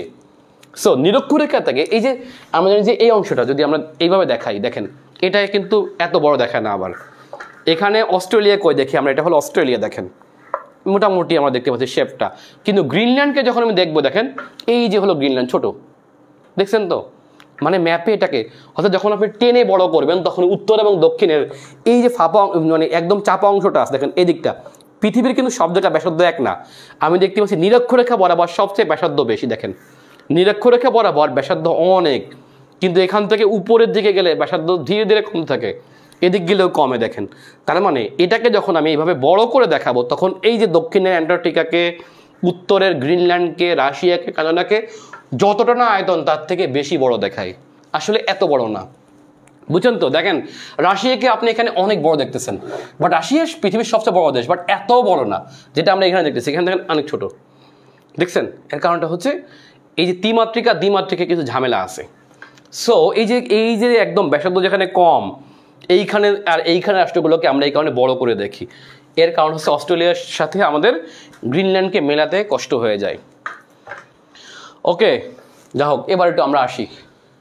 তাহলে আমি আবারও বলি যে আমরা যেন ভুল না বুঝি, পৃথিবী এরকম না, কিন্তু পৃথিবী একদম গোল। যে কারণে আপনি দেখবেন মজার কত, দেখেন আপনি বাংলাদেশ থেকে ধরেন আমেরিকায় যাবেন, এখন বলুন তো বাংলাদেশ থেকে আমেরিকা গেলে আপনি কয় দিক দিয়ে যেতে পারেন? এখন যদি আপনাকে বলি, দেখেন এইটা হলো বাংলাদেশ, দেখছেন? আমি যদি এখন আপনাকে বলি যে বাংলাদেশ থেকে আপনি সোজা পশ্চিম দিকে, সোজা আমরা জানি আমরা কীভাবে যাই, আমরা যাই বাংলাদেশ থেকে দুবাই, দুবাই থেকে যাই কোথায় বলুন তো? ইস্তানবুল, ইস্তানবুল থেকে লন্ডন, লন্ডন থেকে নিউ ইয়র্ক, অথবা আমরা অনেকগুলো রুটে যাই। দেখেন বাংলাদেশ থেকে যদি আপনি আমেরিকায় যান, কীভাবে যাই আমরা? বাংলাদেশ থেকে ধরেন হচ্ছে আপনার কাতার গেল দোহা, দোহা থেকে ইস্তানবুল, ইস্তানবুল থেকে লন্ডন, লন্ডন থেকে এভাবে করে নিউ ইয়র্ক, বুঝছেন তো? এখন তার মানে হচ্ছে বাংলাদেশ থেকে সোজা পশ্চিম দিকে গেলে আমরা দেখতে পাচ্ছি আমেরিকা, কিন্তু আমি সোজা পূর্ব দিকে গেলেও আমেরিকা। এটা কিভাবে সম্ভব? দেখেন বাংলাদেশ থেকে আমি যদি আমেরিকা যাই, আমি এভাবে না যে এভাবে যেতে পারি। কিভাবে? এই যে বাংলাদেশ থেকে অনেকে যায় সিঙ্গাপুর, এই যে বাংলাদেশ থেকে যায় কোথায়? সিঙ্গাপুর, সিঙ্গাপুর থেকে যায় কোথায়? হংকং অথবা টোকিও, বুঝছেন, অথবা সিউল, এখান থেকে ফ্লাইটে এই যে আমেরিকা। পৃথিবী গোল ভাই, বুঝেন নাই? পৃথিবী গোল, আপনি যে দিকে হাঁটবেন হেঁটে হেঁটে আপনি জায়গা মতোই পৌঁছাবেন আবার, বুঝছেন? এটা হলো বিষয়। মানে আপনাকে বুঝাই দেই, এই যে বাংলাদেশ দেখেন, এইটা হলো বাংলাদেশ। এখন বাংলাদেশ থেকে আপনি পশ্চিম দিকে যান, সোজা গেলেই হচ্ছে আপনার আমেরিকার এই দিকটা দেখতে পাচ্ছেন, ফ্লোরিডা অঞ্চলটা দেখছেন। আমরা যাই এবার লন্ডন দিয়ে এইভাবে যাই, বা ইস্তানবুল দিয়ে সোজা এদিকে যাই, বা কাতার থেকে যাই, অথবা রিয়াদ থেকে যাই, দেখছেন? কিন্তু আমি এইভাবে না যে, আমি যদি এখান থেকে বাংলাদেশ থেকে সোজা এদিকে যাই, সিঙ্গাপুর দিয়ে যাই, হংকং দিয়ে যাই, তারপরে সেনজেন দিয়ে যাই, অথবা টোকিও দিয়ে যাই, অথবা সিউল থেকে যাই, একইভাবে যাওয়া যায়। এই দেখেন ঘুরে এই যে আমেরিকা, বুঝছেন তো? পৃথিবী গোল। সো এই কারণে আমরা যখন এই ম্যাপে দেখি, দেখেন পুরোটাই আমাদের ধারণা কিন্তু পাল্টে যাবে। কিভাবে পাল্টে যাবে? দেখেন আমি যখন প্রশান্ত মহাসাগর দেখি, আমি দেখতে পাচ্ছি কোথায় চীন, এই যে হলো চীন, দেখেন এই যে চীন, এই যে জাপান, এই যে কোরিয়া। আমরা সারাদিন জানি যে কোরিয়া আর চায়নার সাথে আমেরিকার লেগেই থাকে। জাপানের সাথে আমেরিকা সমুদ্রে যুদ্ধ করলো, কেমনে সম্ভব? আপনিও দেখেন এই ম্যাপটা করবেন, আপনি ধান্দায় পড়ে যাবেন এই ম্যাপটা দেখলে। এই ম্যাপটা আসলে ভুল। এই ম্যাপটার কারণে বেশিরভাগ লোক হচ্ছে আপনার ম্যাপ বোঝেন না, বুঝেন নাই? এই ম্যাপটার কারণেই হচ্ছে আমরা ম্যাপ বুঝি না। আপনি জাস্ট একটু কল্পনা করবেন, এটা হলে এরকম না, এটা একটা গোল। সো আপনি এই দুইটাকে এভাবে করে গোল করে মিশাই দিবেন। আপনি কল্পনা করবেন এই পাশ আর ওই পাশটা মিশে যাবে, 180 ডিগ্রি মিলাতে আপনার হচ্ছে ম্যাপটা পুরোপুরি আপনার মতো হয়ে যাবে। বাট এইভাবের কারণে আমরা অনেকেই ম্যাপ বুঝতে পারি না। আমি আরেকটু আপনাদের বুঝাই দেই। দেখেন আমরা যদি আমরা একটু ইয়াদের দিকে যাই, ইতিহাসে আমরা সেকেন্ড ওয়ার্ল্ড ওয়ারে যাই, আমরা জানি সেকেন্ড ওয়ার্ল্ড ওয়ারে আমেরিকার সাথে যুদ্ধ হয়েছে ভয়ঙ্করভাবে জাপানের সাথে। জাপান আমেরিকা তখন দুইটা মিনিট অবস্থান করে। জাপান তখন অক্ষশক্তি আর আমেরিকা তখন হচ্ছে মিত্র শক্তির দেশ, এবং দুইটা দেশ কিন্তু আপনার সমুদ্র পথে যুদ্ধ করছে। এখন যদি আপনার ম্যাপে তাকান, জাপান কই? জাপান হলো এই যে, আর আমেরিকা কই? আমেরিকা হচ্ছে এই যে। আমরা দেখতে পাচ্ছি মনে হয় পৃথিবীর দুই প্রান্তে, কিন্তু আসলে কিন্তু না, আসলে পৃথিবী গোল, আসলে পৃথিবী গোল। আর পৃথিবী যদি গোল না হতো তাহলে জাপান থেকে আমেরিকা সবচেয়ে দূরে হতো। জাপান থেকে আমেরিকা এই দিক থেকে দূরে, কিন্তু জাপান থেকে আমেরিকা আমি এই দিক কল্পনা করলে একেবারে কাছাকাছি। কিভাবে কাছাকাছি? দেখেন জাপান আর আমেরিকা যুদ্ধ করছে মূলত হচ্ছে হাওয়াইতে, তাই না? আমরা সবাই জানি যে হাওয়াইতে পার্ল হারবার ঘাঁটি আছে, এটা হলো হাওয়াই দ্বীপপুঞ্জ, এটা হলো আমেরিকা যুক্তরাষ্ট্র। আমি আসলে ম্যাপ বোঝাতে কি বোঝাচ্ছে আমি জানি না, তবে আপনারা শিখবেন কিছু না কিছু, এগুলো ম্যাপ বোঝার দরকার আছে। আচ্ছা, এটা হলো আমেরিকা যুক্তরাষ্ট্র। এখন আমেরিকা যুক্তরাষ্ট্রের আমরা জানি 50তম অঙ্গরাজ্য, এবং আমেরিকা যুক্তরাষ্ট্রের মূল ভূখণ্ডের বাইরে দুইটা অঙ্গরাজ্য, এটা হচ্ছে আলাস্কা, এটা, আর এটা হলো হাওয়াই। এই হাওয়াইতে অবস্থিত হচ্ছে আমেরিকার নৌঘাঁটি, নাম ছিল পার্ল হারবার। এই পার্ল হারবারের ঘুমন্ত সেনাদের উপরে জাপান হঠাৎ আক্রমণ করে। এইখানেই জাপান, জাপান খুব বেশি দূরে না রে ভাই। এই যে দেখেন, এই যে জাপান, পৃথিবী গোল, আমি ওটাকে এবার মিশাই দিই উত্তর দিক থেকে, তাহলে দেখবেন যে আপনি কিভাবে বুঝবেন। এইখানে হচ্ছে হাওয়াই, বুঝছেন তো? আর এখানে আমেরিকার ক্যালিফোর্নিয়া। তাহলে আমেরিকা থেকে জাপানের দূরত্ব খুব বেশি কম না, খুব বেশি না, কিন্তু মাঝখানে একটা প্রশান্ত মহাসাগরের অল্প একটু অংশ। সো এই কারণে আমেরিকা এবং জাপানের মাঝখানে একটা দ্বীপ আছে, আমেরিকান দ্বীপ, যাকে বলা হয় পার্ল হারবার। এই পার্ল হারবার আক্রমণ করে জাপান হচ্ছে প্রথম কৃতিত্ব দেখায়। সো আমেরিকা হচ্ছে এই যুদ্ধে জড়িয়ে পড়ে। সো পৃথিবী যে গোল সেটা আপনাকে এখান থেকে বুঝাইলাম। আবার দেখবেন ঘন ঘন ঘন ঘন উত্তর কোরিয়ার সাথে আমেরিকার দ্বন্দ্ব বাঁধে, এবং প্রায় হচ্ছে উত্তর কোরিয়া হুমকি দেয় আমেরিকার মতো একটা বিখ্যাত রাষ্ট্রকে। এবং দেখেন আমাদের বিসিএসসি পর্যন্ত প্রশ্ন কাঁপাই দিয়েছিল একবার, পৃথিবীর কোনো একটা ভূখণ্ড, ছোট একটা ভূখণ্ডের গভর্নরের নাম যে পরীক্ষায় আসতে পারে, এটা কি জীবনে মুখস্থ করছেন আপনি? যেমন প্রশ্ন আসলে হচ্ছে গুয়ামের গভর্নরের নাম কি, আমাদের বিসিএস এর প্রশ্ন আসছে। আপনি চিন্তা করেন, গুয়াম একটা ছোট দ্বীপ, প্রশান্ত মহাসাগরের একটা ক্ষুদ্র দ্বীপ, আমেরিকার একটা দ্বীপপুঞ্জ বা উপনিবেশ যেটাকে আমরা বলতে পারি, সেখানে হচ্ছে আমেরিকার ঘাঁটি আছে। তাহলে উত্তর কোরিয়া কোথায় আর আমেরিকা কোথায়? এটা হলো নর্থ কোরিয়া, আর এটা হলো আমেরিকা যুক্তরাষ্ট্র, এটা হলো আলাস্কা। তাই এত দূর থেকে কিভাবে একজন আরেকজনকে ক্ষেপণাস্ত্র হামলা করবে? তাই না, একটা বিষয় থাকতে পারে আপনার প্রশ্ন। আসলে এখানে কিন্তু ভূগোলের বিষয় আছে। আপনি ভূগোলটা যদি বুঝতে পারেন তাহলে আপনি একদম বুঝতে পারবেন। আমরা একটু ভূগোলটা বুঝি, তাহলে কীভাবে ভূগোলটা দেখেন। আমরা যদি জানি যে গুয়ামটা আসলে কোথায়, আচ্ছা গুয়ামটা হলো আমেরিকা। দেখেন আমি যদি এইদিকে তাকাই, যে আমেরিকার এই যে ক্যালিফোর্নিয়া, এখান থেকে আমরা এইখানে আসলে হচ্ছে গুয়াম। আবার আমেরিকার এই দিকটা হলো আলাস্কা অঙ্গরাজ্য, এই যে আলাস্কার বিভিন্ন ছোট ছোট দ্বীপগুলো, এখান থেকে গুয়াম একেবারেই কাছাকাছি। দেখেন এই যে দেখছেন, ঠিক এখান থেকে এখানে গেলেই হচ্ছে উত্তর কোরিয়া। কিভাবে দেখেন, এটা হলো গুয়াম, ধরেন এইটা হলো, এই দিকটা হলো গুয়াম, আর আমরা দেখতে পাচ্ছি এই হলো আলাস্কা। দেখেন আবার এই হলো উত্তর কোরিয়া। তাহলে এটা যদি গুয়াম হয়, আর এটা যদি আলাস্কা হয়, এটা যদি ক্যালিফোর্নিয়া হয়, এটা যদি উত্তর কোরিয়া হয়, তাহলে উত্তর কোরিয়া থেকে গুয়ামের দূরত্ব কত? একদম কাছাকাছি। জাপান সাগর, প্যাসিফিক সাগরে গেলেই এটা হলো গুয়াম। দেখছেন পৃথিবী যে গোল সেটা আপনারা বুঝাই দিলাম এখানে, সোজা একেবারেই, বুঝছেন তো? সো পূর্ব পশ্চিম উত্তর দক্ষিণ এভাবে আপনি মিলাই নেবেন। আচ্ছা এই হলো বিষয়। আবার রাশিয়া আর আমেরিকা কোথায়? ভাই রে ভাই, এই হলো বিশাল দেশ রাশিয়া, আর এই হলো আমেরিকা। তাহলে দুইটা দেশ কিভাবে একে অপরকে ক্ষেপণাস্ত্র তাক করে রাখছিল একটা সময় আমরা জানি, তাই না? কিভাবে সম্ভব? এটা এত দূরে থাকার পরেও অনেক অনেক দিক থেকে সম্ভব। তার মধ্যে একটা সম্ভব হচ্ছে, আপনারা সবাই জানেন যে আমেরিকার যে বৃহত্তম অঙ্গরাজ্যের নাম আলাস্কা। আরে ভাই এই আলাস্কা তো একটা সময় 1867 সালে আমেরিকার কাছ থেকে, রাশিয়ার কাছ থেকে আমেরিকাটা কিনে নিছে। আপনি চিন্তা করেন, রাশিয়ার ভূখণ্ড এখানেও ছিল। এখন আমি যদি বলি আলাস্কা কই, আলাস্কাটা হচ্ছে এই যে, এই হলো আলাস্কা। দেখেন এটা আমেরিকার আলাস্কা অঙ্গরাজ্য, আয়তনে সবচেয়ে বড়, আর লোক সংখ্যা থাকুক না থাকুক আমেরিকার জন্য ইম্পর্টেন্ট কিন্তু। আচ্ছা আর রাশিয়াটা কই? রাশিয়াটা হলো এই যে, রাশিয়ার এই মাথাটা এই যে, আর মাঝখানে এখানে দুইটা দ্বীপ আছে কিন্তু, একটা আমেরিকার দ্বীপ, একটা রাশিয়ার দ্বীপ। মাঝখানে অল্প একটু মাত্র সামান্য মনে হয় 85 কিলোমিটার দূরে হচ্ছে রাশিয়া আমেরিকা। চিন্তা করেন মাঝখানে ছোট একটা দ্বীপ এবং বেরিং প্রণালী, ঠিক আছে? এই বেরিং প্রণালী দিয়ে হচ্ছে আমেরিকা থেকে রাশিয়া বিভক্ত হয়েছে। এখন দেখেন দুইটা মাথা কত কাছাকাছি, এখান থেকে কত কাছাকাছি দেখছেন আপনারা। একটা সময় ছিল এটা রাশিয়া থাকতে পারতো এই পর্যন্ত।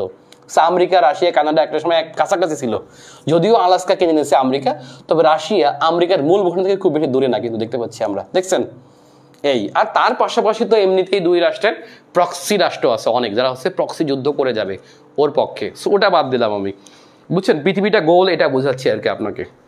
আচ্ছা এবার একটু আমি কোথায় যেন ছিলাম, আসলে আজকে বারবার হচ্ছে আমি মুক্ত হয়ে যাচ্ছি, ট্রাক থেকে হচ্ছি, ট্রাকচ্যুত হচ্ছি। ওকে আচ্ছা আমরা এবার বুঝাবো হচ্ছে অক্ষরেখা, দ্রাঘিমা রেখা। একজন লিখছে কুকাপ নগরের মালিকা হামিরা। আচ্ছা যাও, এটা মনে হয় ইসের কাহিনী না, আলিফ লায়লার।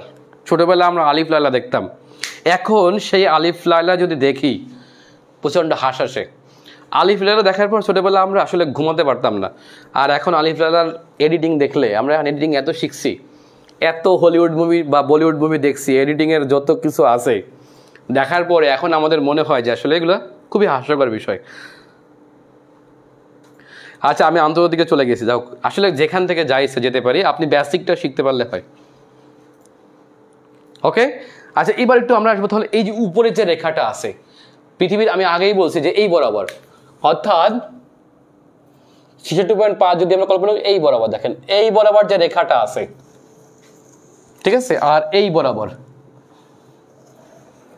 আচ্ছা এই পৃথিবী গোল, আমি আগেই বলছি এটা একটা বৃত্ত, এটা একটা বৃত্ত, সবগুলোই বৃত্ত, বাট এটাও একটা বৃত্ত কিন্তু, এরকম গোলাকার একটা বৃত্ত। আমি যদি এভাবে কল্পনা করি তাহলে এভাবে দেখবেন আপনি, উত্তর দিকে হলো এইটা আর দক্ষিণ দিকে হলো এইটা।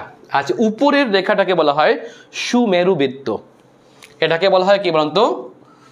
সুমেরু বৃত্ত। আর দক্ষিণ দিকটাকে বলা হয় কুমেরু বৃত্ত, অথবা উপরের দিকটাকে বলা হয় আর্কটিক সার্কেল, আর্কটিক সার্কেল, যার বাংলা একই। আর দক্ষিণটাকে বলা হয় অ্যান্টার্কটিক সার্কেল, অ্যান্টার্কটিক সার্কেল। এর মান কত বলুন তো? অর্থাৎ অ্যান্টার্কটিক সার্কেলকে আমরা বলি হচ্ছে কুমেরুবৃত্ত বাংলায়, আর আর্কটিক সার্কেলকে আমরা বলি হচ্ছে সুমেরুবৃত্ত। ঠিক আছে, এখান থেকে হিউজ প্রশ্ন আসে, কিন্তু এগুলো আপনার বোঝার বিষয়। এগুলো প্রশ্ন আসলেই আমরা পারি না, আর এগুলো পারলেই আপনাকে প্রশ্নের পার্থক্য করে দেবে আপনার বন্ধু থেকে, আপনি আপনার বন্ধু থেকে এগিয়ে যাবেন। আচ্ছা, এখন দেখেন সুমেরু আর কুমেরু। আচ্ছা, এই সুমেরু বৃত্তের উপরের দিকে আর নিচের দিকে আসলে কি ঘটে? আমি যদি আপনাকে এই ঘরটাকে একটা অন্ধকার ঘর কল্পনা করি, এই ঘরটা একটা অন্ধকার ঘর ধরলাম, সেই অন্ধকার ঘরে ধরেন একটা মহাবিশ্ব, আর সেই অন্ধকার ঘরে যদি এইটাকে আমরা পৃথিবী কল্পনা করি, এটাকে আমরা কি কল্পনা করব? পৃথিবী কল্পনা করব। ওকে, পৃথিবী কল্পনা করলে দেখেন, আর আমার হাতে থাকা এইটাকে যদি আপনারা সূর্য কল্পনা করেন, এই মার্কারটাকে, তাহলে সূর্য ধরেন আপনার অনেক লক্ষ লক্ষ মাইল দূরে আছে। এই পৃথিবী থেকে লক্ষ লক্ষ মাইল দূরে পৃথিবীতে এই সূর্যের আলো পড়ে। আলো পড়ার পরে আলোর তেজ কি কমে যাবে না? এই দিকটা কমে যাবে কিন্তু। তাহলে এটা যদি একটা ঘোর অন্ধকার ঘর হয়, তাহলে আমরা দেখতে পাবো বিজ্ঞান যেটা বলে আর কি, যে আমাদের এই দিকটা যদি একটা অন্ধকার ঘর থেকে এদিকটা আলো আসে, এই আলোটা আসলে দেখবেন যে আপনারা আসলে কিন্তু আপনার মহাবিশ্বটা অন্ধকারাচ্ছন্ন। আসলে প্রকৃতপক্ষে মহাবিশ্বটা হচ্ছে একটা অন্ধকারাচ্ছন্ন অঞ্চল, বুঝেন নাই? এখানে বিভিন্ন নক্ষত্র, উপনক্ষত্রগুলো হচ্ছে আপনার কি করে? আলো দেয়। যেমন জানি সূর্যের নিজস্ব আলো আছে, কিন্তু চাঁদের কিন্তু আলো নেই। চিন্তা করেন আপনি, এটা হলো সূর্য, মাঝখানে একটা চাঁদ আছে, এটা হলো পৃথিবী। ঠিক আছে, আমি যদি এইভাবে কল্পনা করি, তাহলে দেখেন সূর্যের আলোটা, তাহলে যদি আমরা এইভাবে কল্পনা করি, সূর্যের আলোটা এই বরাবর পড়বে, মূলত এই বরাবর পড়বে বেশি, দেখেন কিন্তু ব্যাসার্ধ বেশি, এই বরাবর পড়বে। সো এই বরাবর যে অঞ্চলটা, সেটাকে আমরা কি বলি? নিরক্ষরেখা বলা বলি। সো নিরক্ষরেখা বরাবর ধরো সূর্যটা হচ্ছে এর আশপাশ থেকে এভাবে করে ঘুরতেছে, তার মানে এই বরাবর তাপ বেশি পড়বে।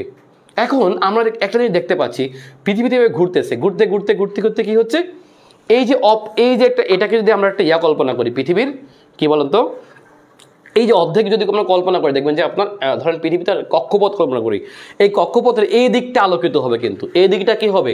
আলোকিত হবে। ঠিক এই দিকটার বিপরীত অংশটা কিন্তু আপনার অন্ধকারাচ্ছন্ন থাকবে, দেখছেন তো?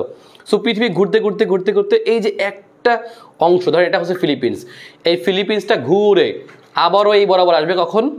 এই যে ঘুরে আসলো, এই ঘুরে আসাটাকে আমরা একদিন বললাম, এই ঘুরে আসতে সময়টা লাগলে এটাকে আমরা একদিন বললাম। ঠিক আছে, অক্ষরেখার সাথে দ্রাঘিমা রেখার সম্পর্কটা কোথায়, এটা আমরা বুঝবো এখন। আচ্ছা, এখন এইভাবে ঘুরে আসলে আমরা দেখতে পাচ্ছি যে পৃথিবী ঘুরতেছে, তাহলে একটা অংশে কি হচ্ছে? আলো পড়তেছে, আর একটা অংশ অন্ধকার থাকতেছে। সো ঘুরে যে অংশটা হচ্ছে এভাবে ঘুরতেছে, যে অংশটায় আলোকিত থাকবে সেটাকে আমরা কি বলি? দিন বলি। আর অপোজিটের যে অংশটা আছে সেটাকে আমরা কি বলি? রাত বলি। সো টপিক অফ এই দিকটাকে যদি আমরা আরো দুইটা রেখা বলি, প্রাইম মেরিডিয়ামটা বুঝতে হলে আপনার পৃথিবীকে ঘন্টা, সেকেন্ড, মিনিট, মাইক্রোসেকেন্ড সব কিছুতে আপনি ভাগ করতে পারবেন। এবং এখান থেকে আমাদের অঙ্কের প্রশ্ন থাকে। এবছরে কোন ঈদ থেকে আমাদের একটা ভূগোলের প্রশ্ন ছিল, যেগুলো আমরা পারি না, কিন্তু এই প্রশ্নগুলোই আপনি পারবেন যদি আপনি ভালো করে বুঝেন।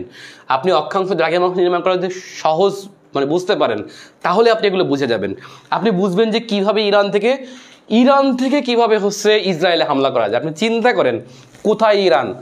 এই হলো ইরান, আর এই হলো ইসরায়েল, অথচ মাঝখান থেকে এরা হামলা করে, উভয়ের দিকে হামলা করতে পারে। তাহলে এই যে সূক্ষ্ম সূক্ষ্ম মাপ আছে পৃথিবীর প্রত্যেকটা জিনিস, আমরা বলি না ঢাকার অক্ষাংশ কত, দ্রাঘিমাংশ কত, কেন এইসব হিজিবি জিনিস আমরা শিখি?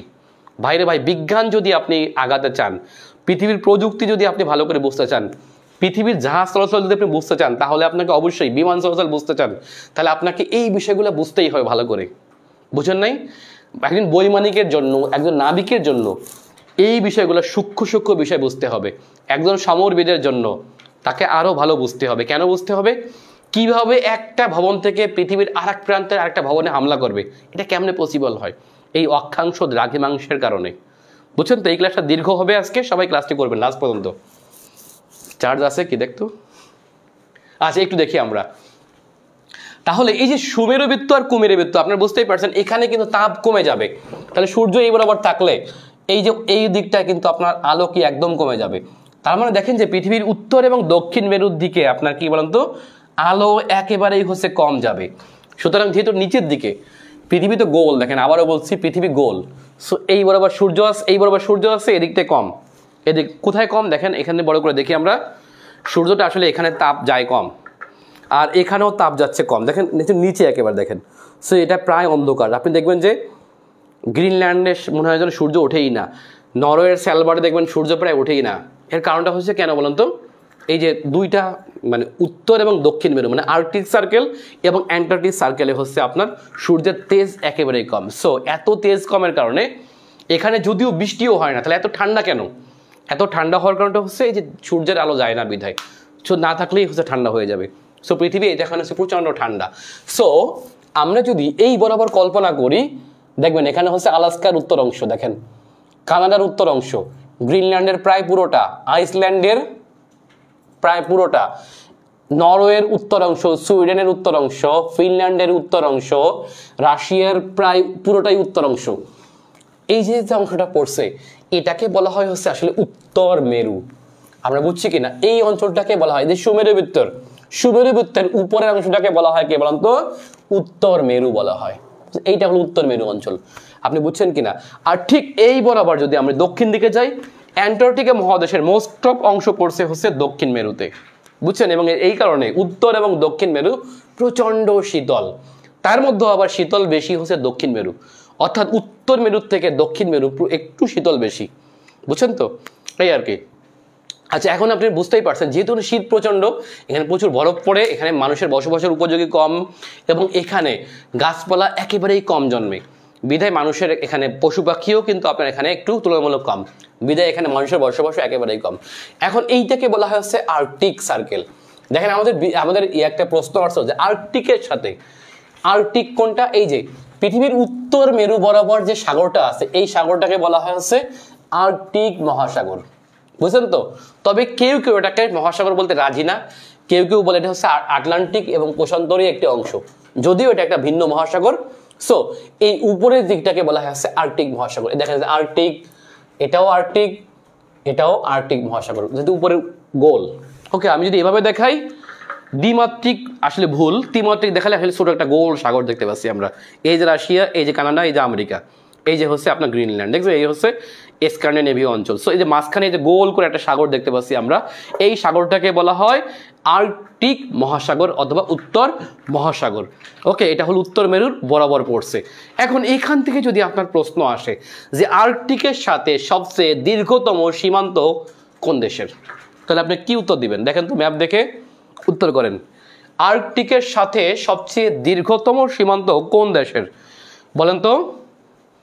আচ্ছা, আমরা একটু উত্তর করি। আর্কটিকের সাথে সবচেয়ে দীর্ঘতম সীমান্ত কোন দেশের, অর্থাৎ আর্কটিক মানে হচ্ছে মহাসাগর সবচেয়ে কোন দেশকে বেশি ছুঁয়ে গেছে? রাশিয়া, গ্রিনল্যান্ড, কানাডা, নাকি ইউএসএ মানে আলাস্কা অংশটা আর কি, নাকি নরওয়ে, নাকি ফিনল্যান্ড, নাকি সুইডেন? আমরা দেখতেই পাচ্ছি, এটা ম্যাপ দেখলেই আপনি ক্লিয়ার হবেন। আচ্ছা, আবারও বলি, ম্যাপ দেখলে আপনি ক্লিয়ার হবেন। বলেন তো, আর্কটিকের সাথে সবচেয়ে দীর্ঘতম সীমান্ত কোন দেশের? আচ্ছা, একটু দ্রুত আনসার দিবেন সবাই, সময় কম। কত বাজে?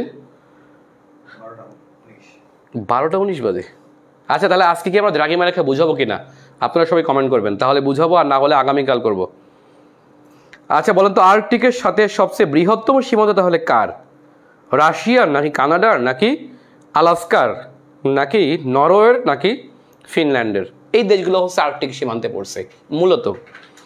বাট আমি যদি আসলে ফিনল্যান্ডও পড়ে নাই, সুইডেনও পড়ে নাই, নরওয়ে পড়ছে, ঠিক আছে? আচ্ছা, আর্কটিকের সাথে আসলে কারা পড়ছে বলেন তো?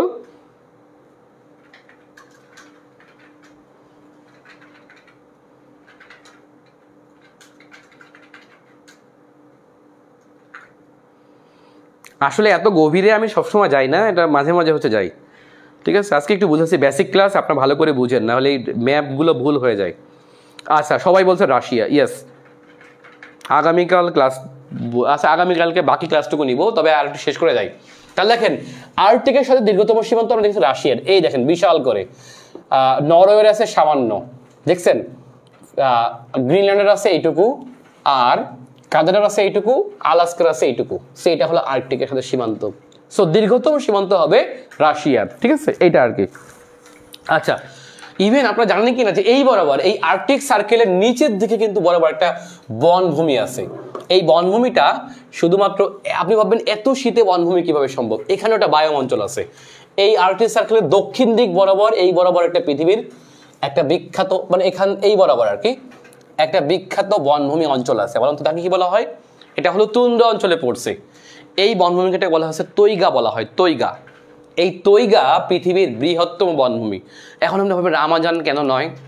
আচ্ছা, পৃথিবীর বৃহত্তম বনভূমি কিন্তু আমাজন না। পৃথিবীর বৃহত্তম রেইন ফরেস্ট আমাজন, অর্থাৎ গ্রীষ্মমণ্ডলীয় বনভূমি হচ্ছে আমাজন। কিন্তু পৃথিবীর বৃহত্তম বনভূমি কিন্তু আমাজন না। পৃথিবীর বৃহত্তম বনভূমি হচ্ছে আপনার তৈগা। এখন তৈগা বলতে আসলে এই যে শীত অঞ্চলটাকে জুড়ে একটা বিশাল বনভূমিকে বোঝায়। সেটা শুধুমাত্র রাশিয়ায় না, এই যে রাশিয়ার সাইবেরিয়া অঞ্চল ছাড়াও, এই সাইবেরিয়া অঞ্চল ছাড়াও এটা এই যে স্ক্যান্ডিনেভিয়া অঞ্চলে আছে, ইভেন কানাডায় আছে এবং আলাস্কায় আছে। এই যে জুড়ে এই আর্কটিক সার্কেলের আশপাশ জুড়ে অবস্থিত হচ্ছে পৃথিবীর সবচেয়ে বৃহত্তম বনভূমি অঞ্চল, যার নাম হচ্ছে তৈগা অঞ্চল। অর্থাৎ পৃথিবীর পূর্ব থেকে পশ্চিম দিক পর্যন্ত এটা বিস্তৃত। এবং এককভাবে শুধুমাত্র রাশিয়ান সাইবেরিয়ান তৈগা হলো পৃথিবীর সবচেয়ে বৃহত্তম বনভূমি, অর্থাৎ মোর দেন আমাজন। বুঝছেন তো? আচ্ছা, আমরা আজকে মনে হয় খুব বেশি দেরি করবো না, সবাইকে বলবো যে আপনারা পেইড বেসে ভর্তি হয়ে যান। আমরা পেইড বেসে আসলে কী পরিমাণ ক্লাস পাবেন একটু সেটা আমি বলি। আচ্ছা, আমার পেইড বেসে আপনারা এই মুহূর্তে আমার দুইটা পেইড বেস চলমান, একটা হলো বিসিএস লিখিত, একটা হচ্ছে বিসিএস প্রিলিমিনারি। আচ্ছা, বিসিএস প্রিলিমিনারিতে এই মুহূর্তে আমাদের 80% ছাড় রয়েছে, মানে হলো 5100 টাকার কোর্স। মাত্র কয় টাকা নিচ্ছি বলুন তো? মাত্র নিচ্ছি হচ্ছে আমরা 999 টাকা, যেইটা অনেক অনেক অনলাইন কোচিং আছে 20,000 পর্যন্ত নেয়। ঠিক আছে, এই 20,000 টাকা আমরা নিচ্ছি না, মাত্র 999 টাকায় আপনারা ভর্তি হতে পারবেন। আপনি কম্পেয়ার করে দেখবেন যে আমাদের ক্লাসের সাথে অন্যদের ক্লাসের পার্থক্য কোথায়। ওকে, এইটা তো অনেক, এখানে অনেকে ভাবতে পারেন যে আমার তো খারাপ স্টুডেন্ট, এত গভীর থেকে আমরা কেন বুঝবো? আসলে এই যে গভীর থেকে আপনি বুঝলেন, এইখানে আপনার যে কত কত কিছু বুঝছেন আপনি চিন্তাও করতে পারবেন না। যখন আপনি এইটা ভালো করে বুঝবেন, আপনি প্রণালী বুঝবেন, আপনি পৃথিবীর রাজনীতি বুঝবেন, আপনি পৃথিবীর আবহাওয়া বুঝবেন, মানুষের ইয়া বুঝবেন, পৃথিবীর বায়োম বুঝবেন, পৃথিবীর বিভিন্ন অঞ্চল আছে না, তৃণভূমি অঞ্চল আছে, সেগুলো বুঝবেন। অনেক অনেক কিছু আপনার একবারে বোঝা হয়ে যাবে। সেই জন্য আপনাকে ম্যাপ বুঝতেই হবে। ওকে, এটা কিন্তু আমাদের ক্লিয়ার হয় নাই। আমাদের দ্বিতীয় অংশ আমরা আগামীকাল রাত 10টায় অবশ্যই এখানে আমরা করব। তবে তার আগে বলি যে সবাই আপনারা পেইড বেসে ভর্তি হয়ে যান। আমার ক্লাসগুলো কেমন হয় আপনি দেখেন, বৈশ্বিক ইতিহাস কেমন আপনি একটু দেখেন, সার্চ দিয়ে আপনারা দেখবেন, দেখে আপনারা ভর্তি হয়ে যান। আচ্ছা, আমাদের এই কোর্সের সাথে ইংরেজি ক্লাস আছে, কিন্তু আপনারা জানেন যে ম্যাথ ক্লাস আছে, যেগুলো হচ্ছে আপনারা লাইভ এবং রেকর্ড দুটোই পাবেন। ঠিক আছে, আমাদের কম্পিউটার এবং বিজ্ঞানের ক্লাস আছে, যেখানে আমি ছাড়া বাকি সবাই প্রায় হচ্ছে বিসিএস ক্যাডার এবং ব্যাংকার। সো আপনারা এই এত কম টাকায় বিসিএস প্রিলির পূর্ণাঙ্গ কোর্স আপনি কোথাও পাবেন না। আর রিটেন আমাদের শুরু হচ্ছে আগামীকাল থেকে, আমরা রিটেনের পূর্ণাঙ্গ ঘোষণা দিয়ে আমরা শুরু করব। সো রিটেনে আপনারা চাইলে ভর্তি হতে পারেন। আর প্রিলি এবং রিটেন যদি কেউ একসাথে ভর্তি হন, তাহলে মাত্র 1800 টাকায় আপনারা ভর্তি হতে পারবেন এই মুহূর্তে। মিনিমাম 7000 টাকা ফি আগে ছিল, যেটা বর্তমানে মাত্র 1800 টাকায় আপনারা ভর্তি হতে পারবেন। এটা আগামীকালকের জন্য আমাদের অফার রয়েছে। ওকে, আজকে আমরা দেখাতে করবো না, আপনারা সবাই আমার বইগুলো কিনবেন। আমি আবারও বলি, এই মুহূর্তে আমার 7টা বই পাওয়া যাচ্ছে। আজকে প্রচুর অর্ডার পেয়েছি, প্রায় 50টার মতো অর্ডার পেয়েছি আজকে। যারা নিচ্ছেন বেশিরভাগ হচ্ছে একসাথে আমার এক সেট বই নিচ্ছেন, অর্থাৎ জিকে ম্যানুয়াল সংক্ষেপে অনেকে বলে, গ্রন্থ সমালোচনা, বাংলাদেশ আন্তর্জাতিক এবং বাংলা কোষ, এই কয়টা বই 2300, ও আরেকটা আছে রিসেন্ট হাইলাইটস। এই 7টা বইয়ের দাম হচ্ছে আমাদের 2330 টাকা। এই মুহূর্তে অফারে হচ্ছে 1999 টাকা। সো বই ভর্তি এবং যে কোনো সংক্রান্ত তথ্যের জন্য আপনারা কমেন্ট করবেন অথবা ইনবক্সে আপনারা নক দিবেন। ভালো থাকবেন সবাই, দেখা হবে আগামীকাল রাত 10টায়। এই ম্যাপের দ্বিতীয় অংশটিকে আমরা ক্লাস নিব। সো 1 তারিখ থেকে কিন্তু আমাদের বেসিক ক্লাস বাদ দিয়ে মূল কোর্সের ক্লাস শুরু হবে। সো মূল কোর্সের ক্লাস কেমন হয় সেটা আপনার ডেমো ক্লাস দেখে করতে পারবেন। সো ডেমো ক্লাস দেখতে হলে এই ভিডিওর নিচে আপনারা লিখবেন ডেমো ক্লাস চাই, লিখলে তাদেরকে আমরা লিঙ্ক দিব। মিনিমাম 10টা 20টা 30টা ক্লাসের লিঙ্ক দিয়ে দেবো। বাই বাই, আল্লাহ হাফেজ, গুড নাইট।